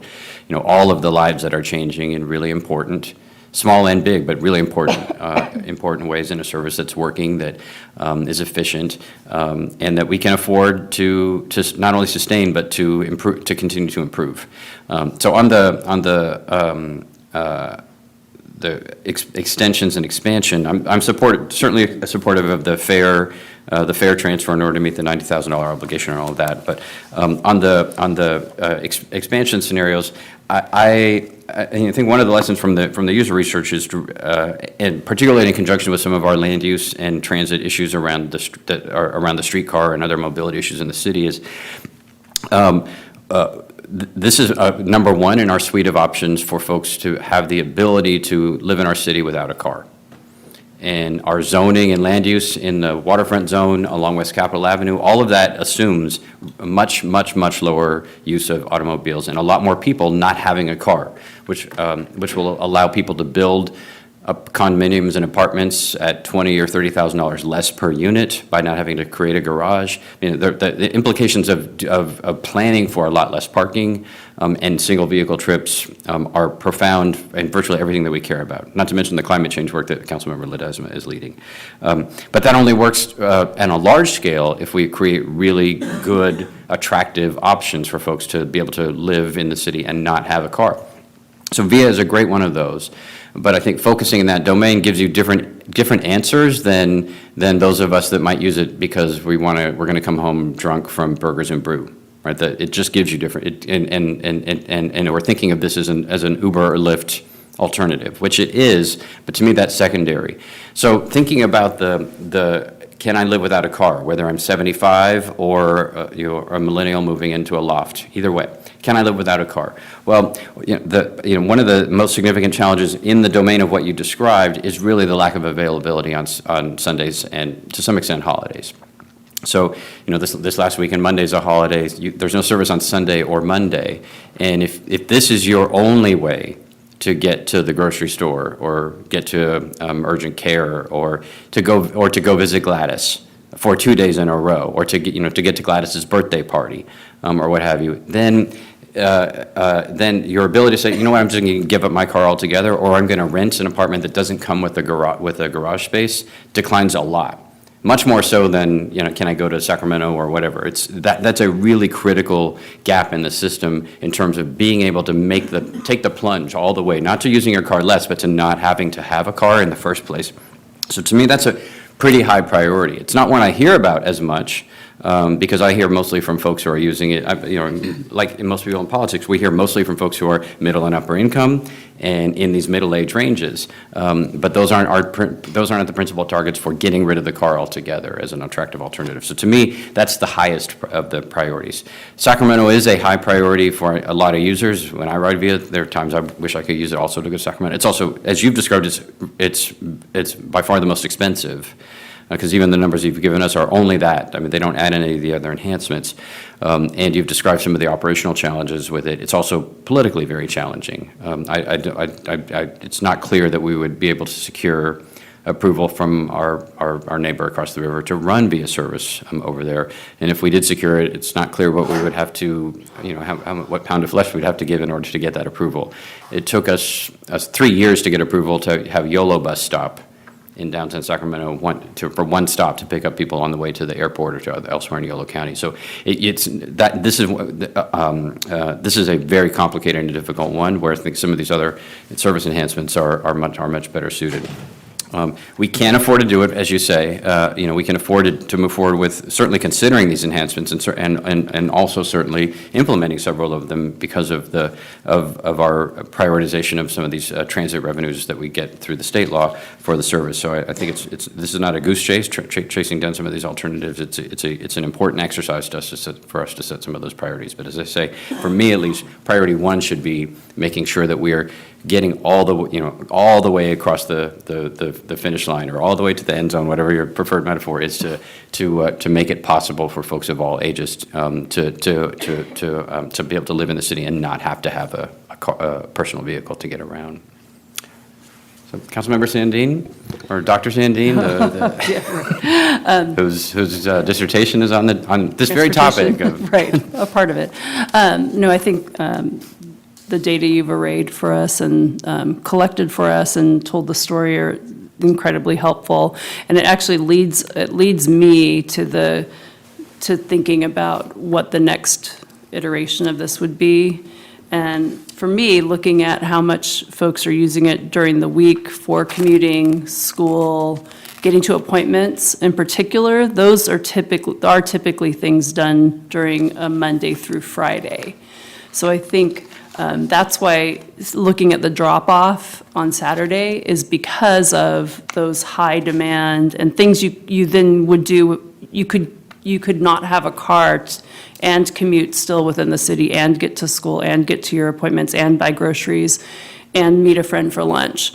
And then the weekends, I think that's what's going to be a little, for me, I think it's going to be a little tricky for us to kind of dial in, because I think the use is going to be not quite like a regular week. And when do we provide it? And is it what I wouldn't want? VIA is so successful that it doesn't look like an empty bus driving down the road. And I would hate to just have folks, I would hate to not maximize the asset as much as we can. And I think clearly, because it's exceeding all expectations, we are. So I think having access, but maybe figuring out with VIA how it might be different on the weekends, what their other experiences are, or what we can learn in other places might help us. It may not be all 11 vehicles need to be available all weekend and on a holiday. And so we could actually benefit and kind of dial it in. We could still do some of those things. And I do think part of my life when I lived without a car was in the UK, I knew the train service and the bus service were there. And I could get to work and I could do things on the weekend, even though it was a holiday schedule, but I knew it was there. So I did not have to have a car. And in fact, it didn't make sense then.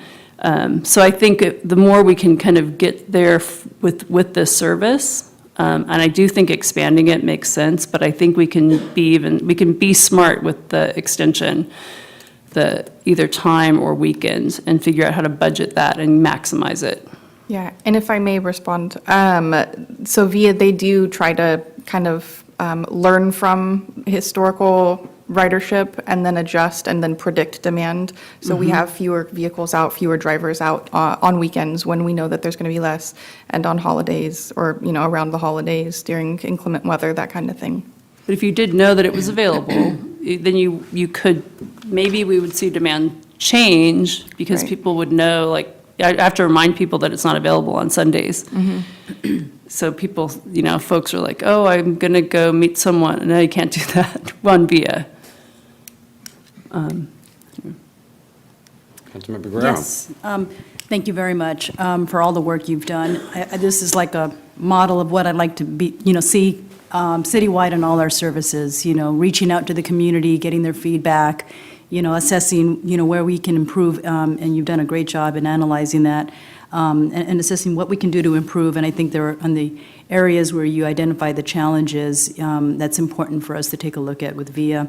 I've received a lot of positive feedback, while I was campaigning on VIA from individuals who say there's an event out at Bridgeway Lakes and there's, parking issues.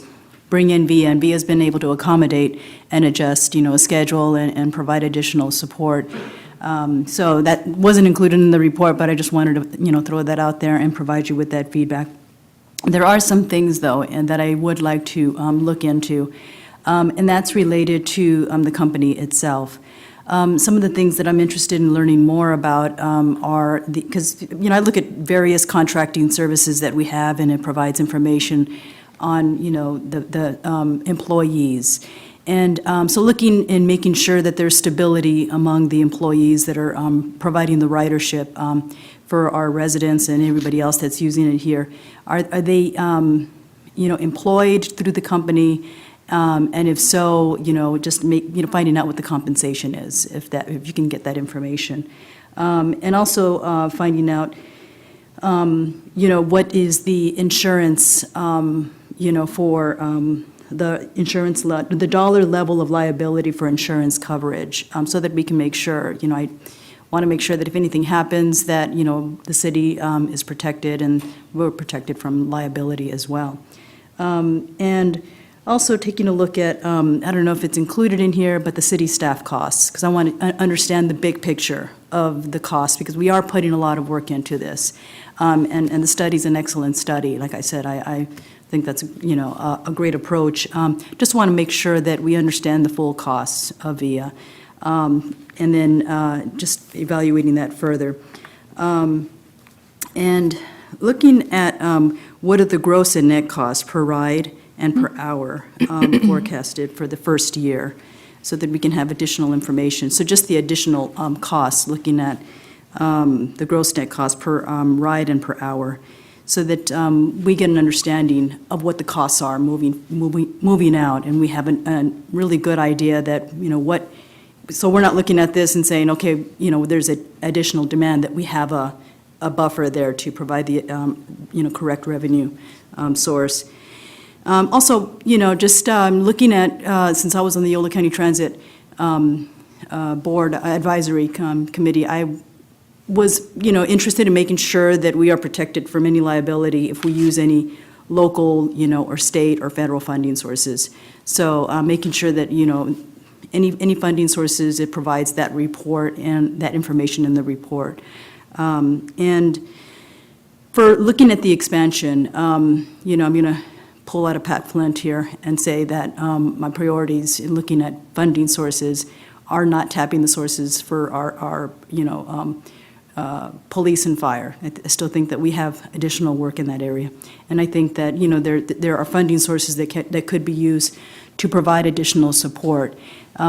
This is very helpful to the community, but I just want to make sure that we're not, reducing that priority for the community. Public safety is extremely important to me. And so I want to make sure that if we're going to be funding this, that we're not doing it at the risk of other needs that the community's been asking for. Because, we have homelessness and we have a lot of break-ins and things like that, and I just feel like, we need additional police. So looking at the areas where, we need to provide, funding, want to make sure that that's taken care of, and this as well, as we look forward to expanding VIA. And I think some of the ideas that Babs have recommended on, the expansion is a good approach too. So just thank you very much for all the hard work you are doing. Definitely dedicated to making sure that the community is benefiting. And thank you, Charlotte, for being here tonight and providing your input as well. Thanks. And I can respond to some of those items if you would Sure. like, or I can bring them back to the next, whichever you prefer. If you can respond, that'll be great. Yeah, so the source of funding is TDA funds, so that's restricted in terms of what that can be spent on, primarily for transit. Technically, there's a process, you can swap it out to use for road rehab, bike projects. We have not used it for those reasons, and that's right now seems to be the main source of funding. If there was a shortfall, obviously, we would come back and discuss that, and it would be subject to City Council's discretion. So there's not a penny of the city's general fund in the VIA Correct, service? not a single penny. It's $150,000 from a SACOG grant, and the remainder is just solely TDA funds, so Fund 202. In terms of liability, because it's TDA funds, we submit it annually as part of our TDA claim that gets pushed through SACOG and then through Caltrans. We're actually the first in the state as a jurisdiction to use our funds for a service of this kind, so we worked very closely with Caltrans to make sure that we're in full compliance in that regard. In terms of the gross net cost per hour, I will work with VIA to see what we can do with that. It gets a little bit complicated as you start to add different variables into scenarios. But if you just wanted something back of the napkin to play with, then probably like a $36 per hour is what we've been very rough, heavily qualified back of the napkin number. Sir, I think what the request was, and I know what I'm interested in is the cost per ride. Okay. Right, so we spend a very large amount of money from the same source on buses through YOLO Bus that are at a certain cost per hour, but who cares if there's nobody on it, right? And if it's full, a full bus is going to run more efficiently than VIA. An empty bus is going to run way less efficiently than VIA. So it's not really about how much does it cost per hour, it's about how much does it cost per trip or per ride. Sure, and that's actually something I have preliminary numbers that I'm not prepared to share, but I'm happy to come back with. But just to clarify, was that number what you were asking for, though, or was it per trip? I think it was per trip. Okay. Yeah. Okay, and then in terms of staff costs, that was included in the report, depending on a potential expansion that could range from $50,000 to $100,000 is what we're estimating. Okay. The insurance coverage, I believe the liability, I think it was $1 million, but the city attorney's office might be able to help. It's been a while. In terms of the insurance, there's multiple layers of insurance. What is the BEST insurance rate level the best? I would have to come back with that. I'm not sure. Is your question the best rating of the insurance company that VIA uses? It's the, Oh, in the there is contract? there is an insurance rating known as the best. Yes, Okay. yeah. We require, I don't remember which one we require, but it is one that is at or near the top of the ratings in terms of the financial security of the insurance company. That's what the best rating gets at, is how stable is the insurance company. So Yeah. we require a best rating of, I don't remember, 6 or 7, Okay, which is pretty close to the top. great. Thank you. But I'm happy to bring back more details on that piece if you want in the future. Okay, great, thank you so much. And in your analysis, I did see that there were some riders, and I'm just looking at the duplication of services, some riders that are transitioning from YOLO bus to VIA, and, we are paying for both right now at this time. So looking at the overlap, what would be a cost savings if we were to transition from the bus to VIA? Thank you. Yeah, anything else? All right, then is there a, I'll move the, is that you're looking for the Yeah. Mhm. amendment number 1? I'll Okay. move the recommended action. all right, is there a Second. second? It's been moved and seconded. All those in favor, please say aye. Aye. Any opposed? Hearing none, that motion carries. Thanks, Sarah. Thank you. Okay, Item 18 is consideration of a workshop on the micromobility ordinance and first reading of ordinance 19-3, amending Titles 5 and 10 of the municipal code relating to micromobility operation. Mr. Doherty. Good evening, Mayor, members of City Council, Chris Doherty, the Public Works Department. The item before you this evening is a workshop and the first reading on the proposed micromobility ordinance. The purpose of this ordinance is to provide the city the authority to regulate this emerging industry and to provide a framework to permit micromobility operators to operate within the city limits. This proposed ordinance is designed to cover shared micromobility devices, much like the bike share that currently exists in the region under Jump and the scooter share operators. It is designed to allow multiple operators to operate in the city, but it is also designed to be flexible enough to anticipate new modes of shared devices that we have not yet envisioned. 18 months ago, we didn't know that scooters existed in this fashion, so they're relatively new on the scene, so these things move very quickly sometimes. So this new ordinance will provide us that framework to be able to react quickly to new and emerging trends in transportation. We focused on 5 areas in the ordinance to provide a framework to permit these operators. They are equity, the parking of the devices or the storage on the street or in the public right-of-way, sharing data with the city on how they operate, how they educate users, the end user of the device, and a framework for permit fees to move forward, which is largely what we're workshopping with you this evening. For equity, we are proposing to require an equity plan for any operator operating within the city. It is not staff's intent to be overly prescriptive with that, but what we really want is that they show a strong understanding of how to market and do outreach to all communities within the service area that they're proposing within the city. And that is really just to ensure that every resident in that service area has access to these new mobility options, that it's not designed for a small segment of the population. We will lend to the operators to determine how they meet that goal, but it is envisioned that we would approve that as part of the permit.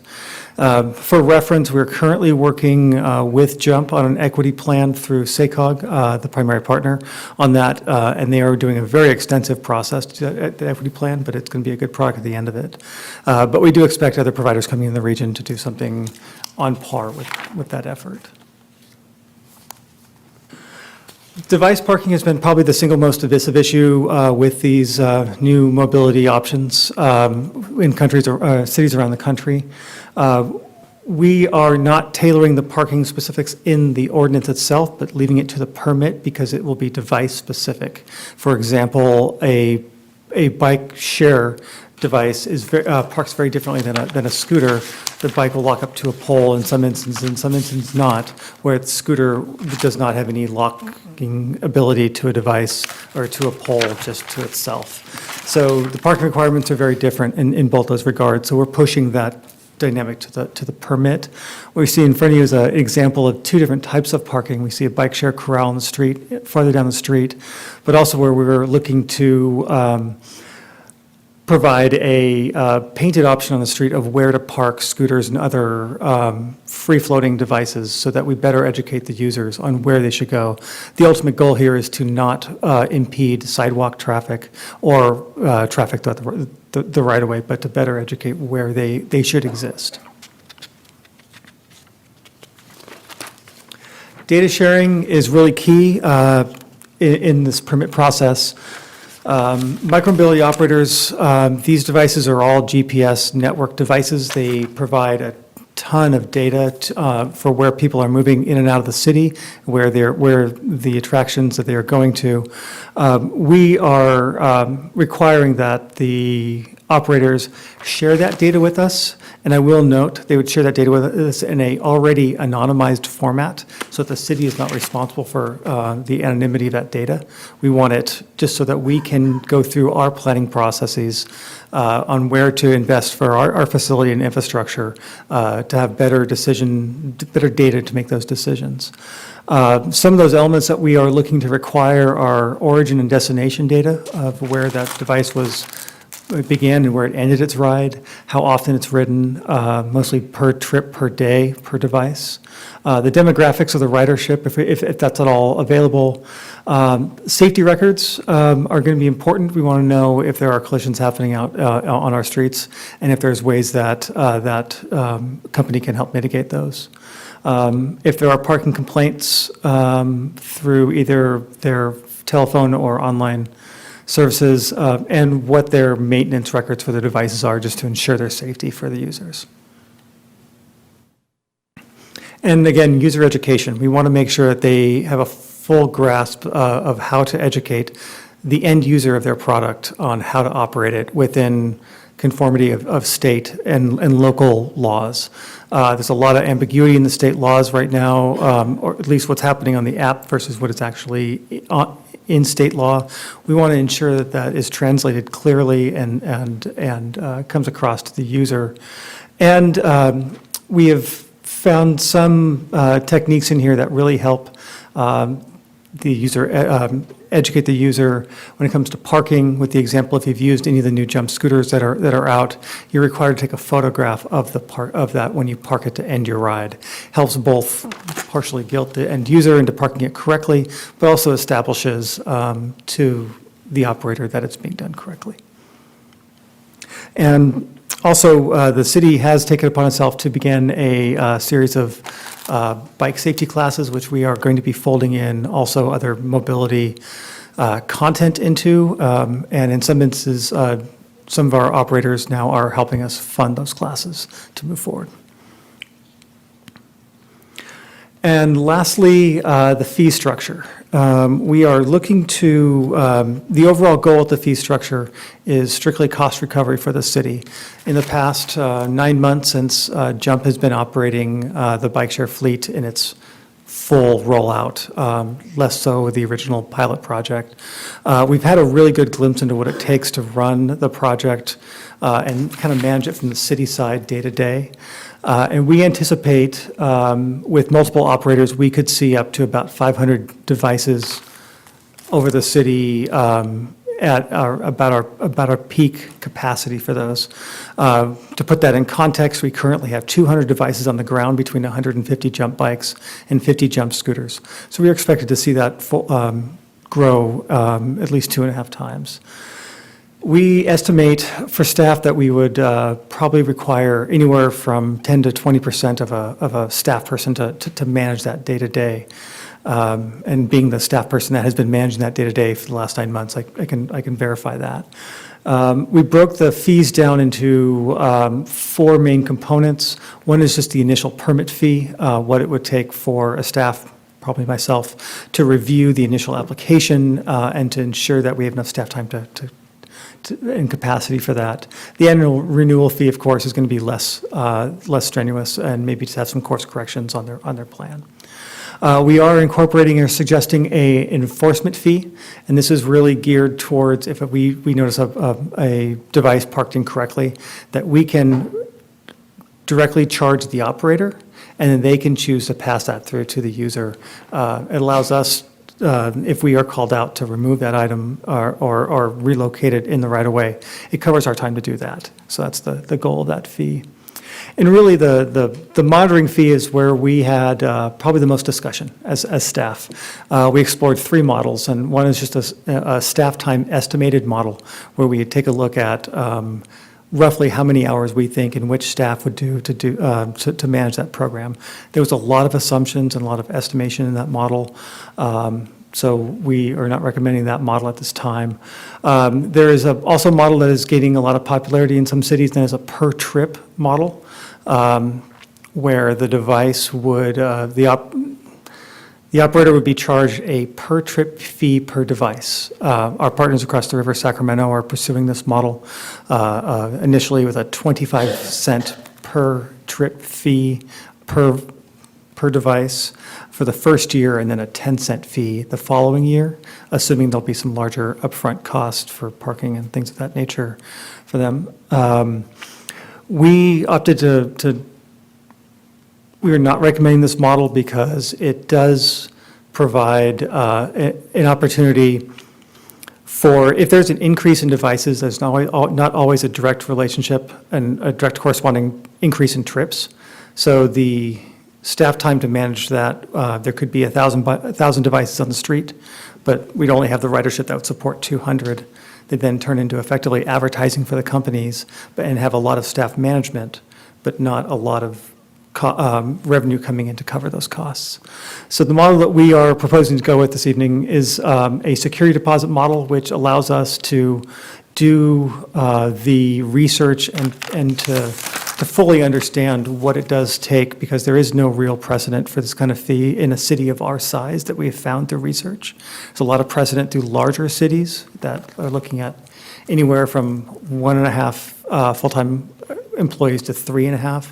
But those are for the San Franciscos and the New Yorks of the world. They're not for a city of our size. There's just not a lot of data to support that.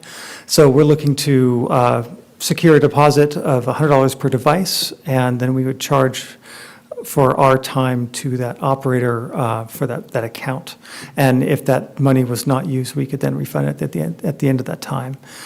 That equates to approximately $10,000 per 100 devices on the street. And we are using this model currently with our jump agreement, that gap agreement that we did for the scooters until this ordinance goes into effect. This allows us to collect data and then come back within 9 months to a year and establish a correct fee with the right assumptions moving forward, and we'll have that data in front of us. So we're asking tonight for your feedback on these 5 topics and the ordinance in general, and then we will be bringing back a resolution and the second reading of this ordinance at a later time for your approval. And this ends my presentation, and I'm available for any questions you might have. All right, are there questions, comments? Very comprehensive presentation, and I think out of all the people that really guess this at the ground level would be you. So I think you have thought through a lot on what we can do, and I appreciate all the work you put into the ordinance in the background. Thank you. Councilmember Sandin? Public comment? Mm-mm.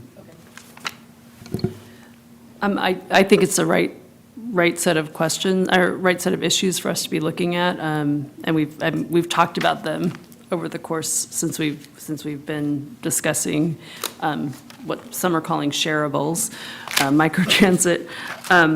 If I could just focus a little bit on the fee issue, which I think you're looking for some direction from us. I just have a few questions about because the shareables are going across from West Sacramento to Sacramento and to Davis, if one jurisdiction is charging a per-trip fee, what if all three did? I'm trying to figure out how that would work. So I've been working very closely and coordinating with my counterpart across the river on just that exact issue. When we were looking at a per-trip fee, we were landing on, we would probably choose where the destination of that unit or device ended to charge the fee. I think we kind of back a little bit out of that discussion, moving towards that deposit, because it tells the operator to make a decision of how many devices are going to be in our city and effectively buy into that number. Where the per-trip fee, they would float very fluidly, and we would not have a good understanding of really how many devices are there at any particular point in time. So yeah, it is a deviation from the model across the river, but I think with our land use and with what we need over here, I think we would see a lot less. I don't think we would see our staff costs covered with the per-trip model as we would with the model we're proposing, which is why we're proposing it. But I'm not sure I'm actually answering your question. No, you are. I'm just trying to. I'm just trying to grapple with how the company's dealing with the. I mean, they have to deal with all of our jurisdictions, but the fee structure could be very different, or the recovery fee. And then my other thought about that and your time, I think it's your time, but I also think there's Public Works time, there's, and other departments that are affected. So I would want to make sure that the totality of the kind of the cost, if that's really a goal, that we charge this fee, that it get taken into account. So has that been done? Because I think about the corrals or the extra, let's say there's extra striping or there's extra painting or there's other things I'm imagining, or our city attorney has to do something. I mean, there's other costs too that go into this. Sure, and that's we had a lot of those discussions as we were looking for which model. We looked at everything from parking meter recoupment fees. We looked at everything from just the price of the right-of-way, and there was a lot of discussion around that. Our parking meter revenues are in about a small district, not over the whole service area, so it's hard to quantify that. And in the area where we have parking meters, we have really ample, well-designed pedestrian areas that have the furniture zone, which we can actually park these things. We don't need to park them on the street. So we took a look at that. We looked at the facilities we'd need to put in, because we do want to put in our own parking areas, so they're agnostic of provider, so that we don't have 4 different kinds of branding of parking throughout the entire city. We would have where you would park whatever device you would want throughout the city. So we did look at that, and we think that that model of the security deposit would then allow us to really take a deeper look into it, because we don't have that precedent to understand who is charging to that, and then have a better idea of how to move forward with a fee later on. Yeah, I think it does provide flexibility in this first year for sure, or the initial phase. And then, again, the other issues, I think focusing on equity and the data sharing, safety concerns are big. I think those are definitely, for me, the right issues for us to be thinking about. I'm glad to see this, and you've raised all the right issues, and I think you've landed in the right general areas. For me, the big danger here is that we let our inner Marie Kondo miss what Uber is up to here. So, we in our desire budgetarily to want to cover all conceivable staff costs, which we do not do in the biking area. Bike registration fees do not cover all of the costs that you spend on all of the bike planning work and everything else. They don't cover all the PD costs. So bicyclists are not paying their full share of the staff costs. Drivers are paying even less, right? On a per trip or per mile basis, the gas tax revenues from drivers, most of which we don't see, are what, a 50th of this, or, I mean, they're minuscule compared to this. So it's very tempting to grab the last user and say, now you're going to pay for staff time. But we need to be careful about for a couple of reasons. One is this is exactly what we would be doing if we were under a 19% requirement to reduce climate change emissions, which, yeah, guess what, we are. Right? We would be figuring out how could we create, how do we, when we say how do we get people out of their cars, and without telling them to get out of their cars, it's by creating alternatives that they want to use. So if people choose to use these things, which they are, and they're creating no discernible emissions other than through the renewables grid, this is exactly what our policy objective is. And if they're doing that in large numbers through the bikes or the scooters or whatever, this is a signal to us that maybe we should be deploying staff resources differently. A little bit more time on this and a little less time on parking from the resources that we already have.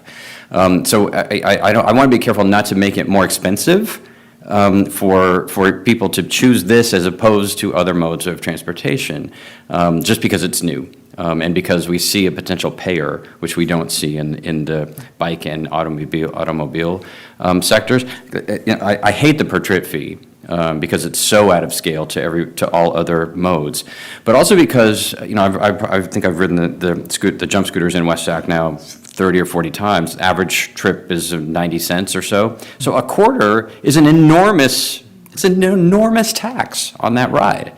And when I see folks, riding from Westfield to Broderick or Bright to Rayleigh's or whatever, that's a big hit. And it's if we care about equity more so than a plan, not creating a taxation and pricing structure that prices the people who have the most opportunity to get real mobility out of the market is really critical. So I'm glad you've taken in the discussions with our partner across the river. I know there's a lot of concern about how much these fees add up to in Sacramento in the national context, and I'm glad to see the work that you've done to try to find alternatives, find a middle ground in a way that recovers costs, but not getting crazy about it.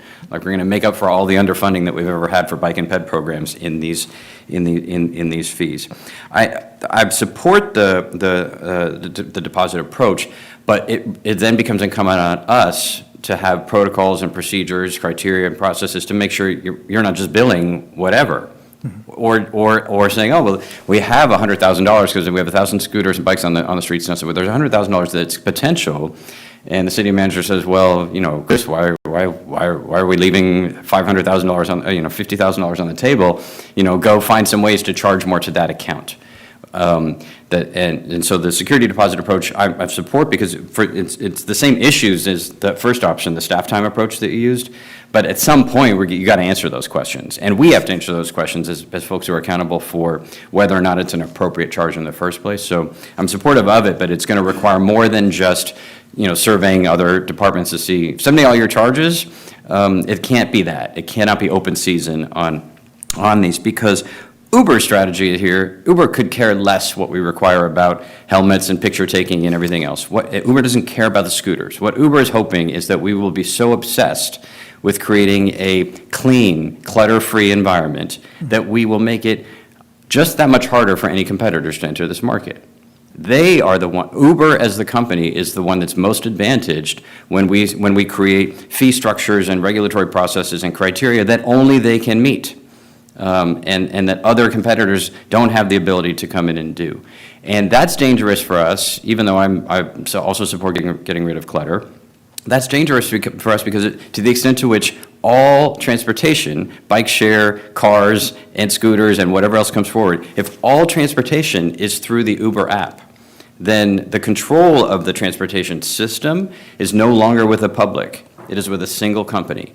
And although Uber has done a great job with Jump in our community, I respect what they've done, I'm not prepared to give over to that single company utter total control of the entire transportation landscape. So let us keep our eyes on the ball here, which is it's not mainly about some of the clutter issues, although those are not unimportant. They are being solved here and elsewhere. But really make sure that we're not getting rolled by a company that's doing good things, but is still a major company with a different agenda than ours. And so pricing is part of that. I know Uber and Jump they're opposed to the Sacramento costs as too high, but if push came to shove, they could live with it if those costs keep out Lime and Bird and Razor and all the other operators too. And if additional regulatory barriers to entry get put in place. We need, I don't like clutter, but I prefer to have more than one provider in our city to provide a little bit of competition and accountability and to make sure that folks have other alternatives.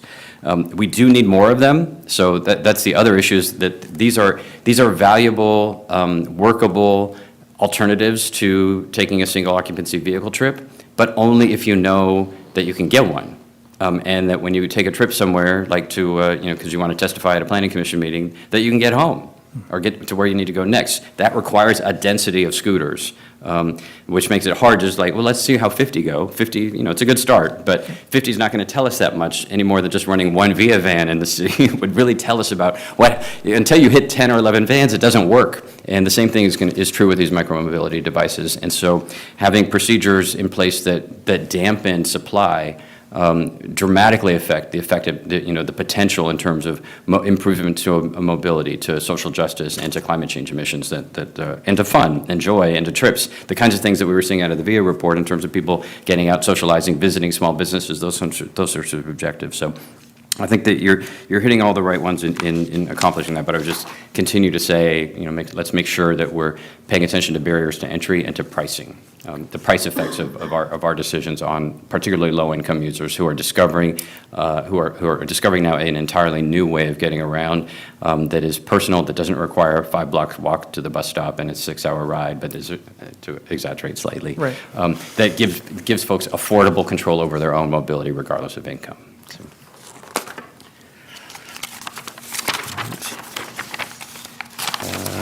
Any other comments? Did we already workshop this at a prior meeting, or? So you're expediting this one? Okay. So first reading tonight, so is there? Move to approve the recommended action. All right, it's been moved and seconded. All those in favor, please say aye. Aye. Any opposed? Hearing none, motion carries. Thank you. All right, thank you. Council calendar, Ms. Berlin. Good evening, Mayor, council members. A couple of things that are coming up. Next Wednesday, the February 27th, the police department is having a community meeting at the VFW at 6:30 p.m. And then March 11th, we had a ribbon cutting scheduled for the Grand Gateway Washington District project. That is going to be rescheduled, so we'll send out more information when we have a new date for that. And then finally, March 23rd is the I Street Bridge Lantern Festival. That'll be at the I Street Bridge on the West Sacramento side, and that starts at 7 p.m. Any questions on the calendar? City manager report? No report tonight, thank you. All right, city attorney report. Nothing to report. Staff direction from members of the council. And we have no future agenda item requests, so is there a motion to adjourn? Move to adjourn. Second. All right, all those in favor, please say aye. Aye. Aye. Any opposed? Hearing none, motion carries. Meeting is adjourned.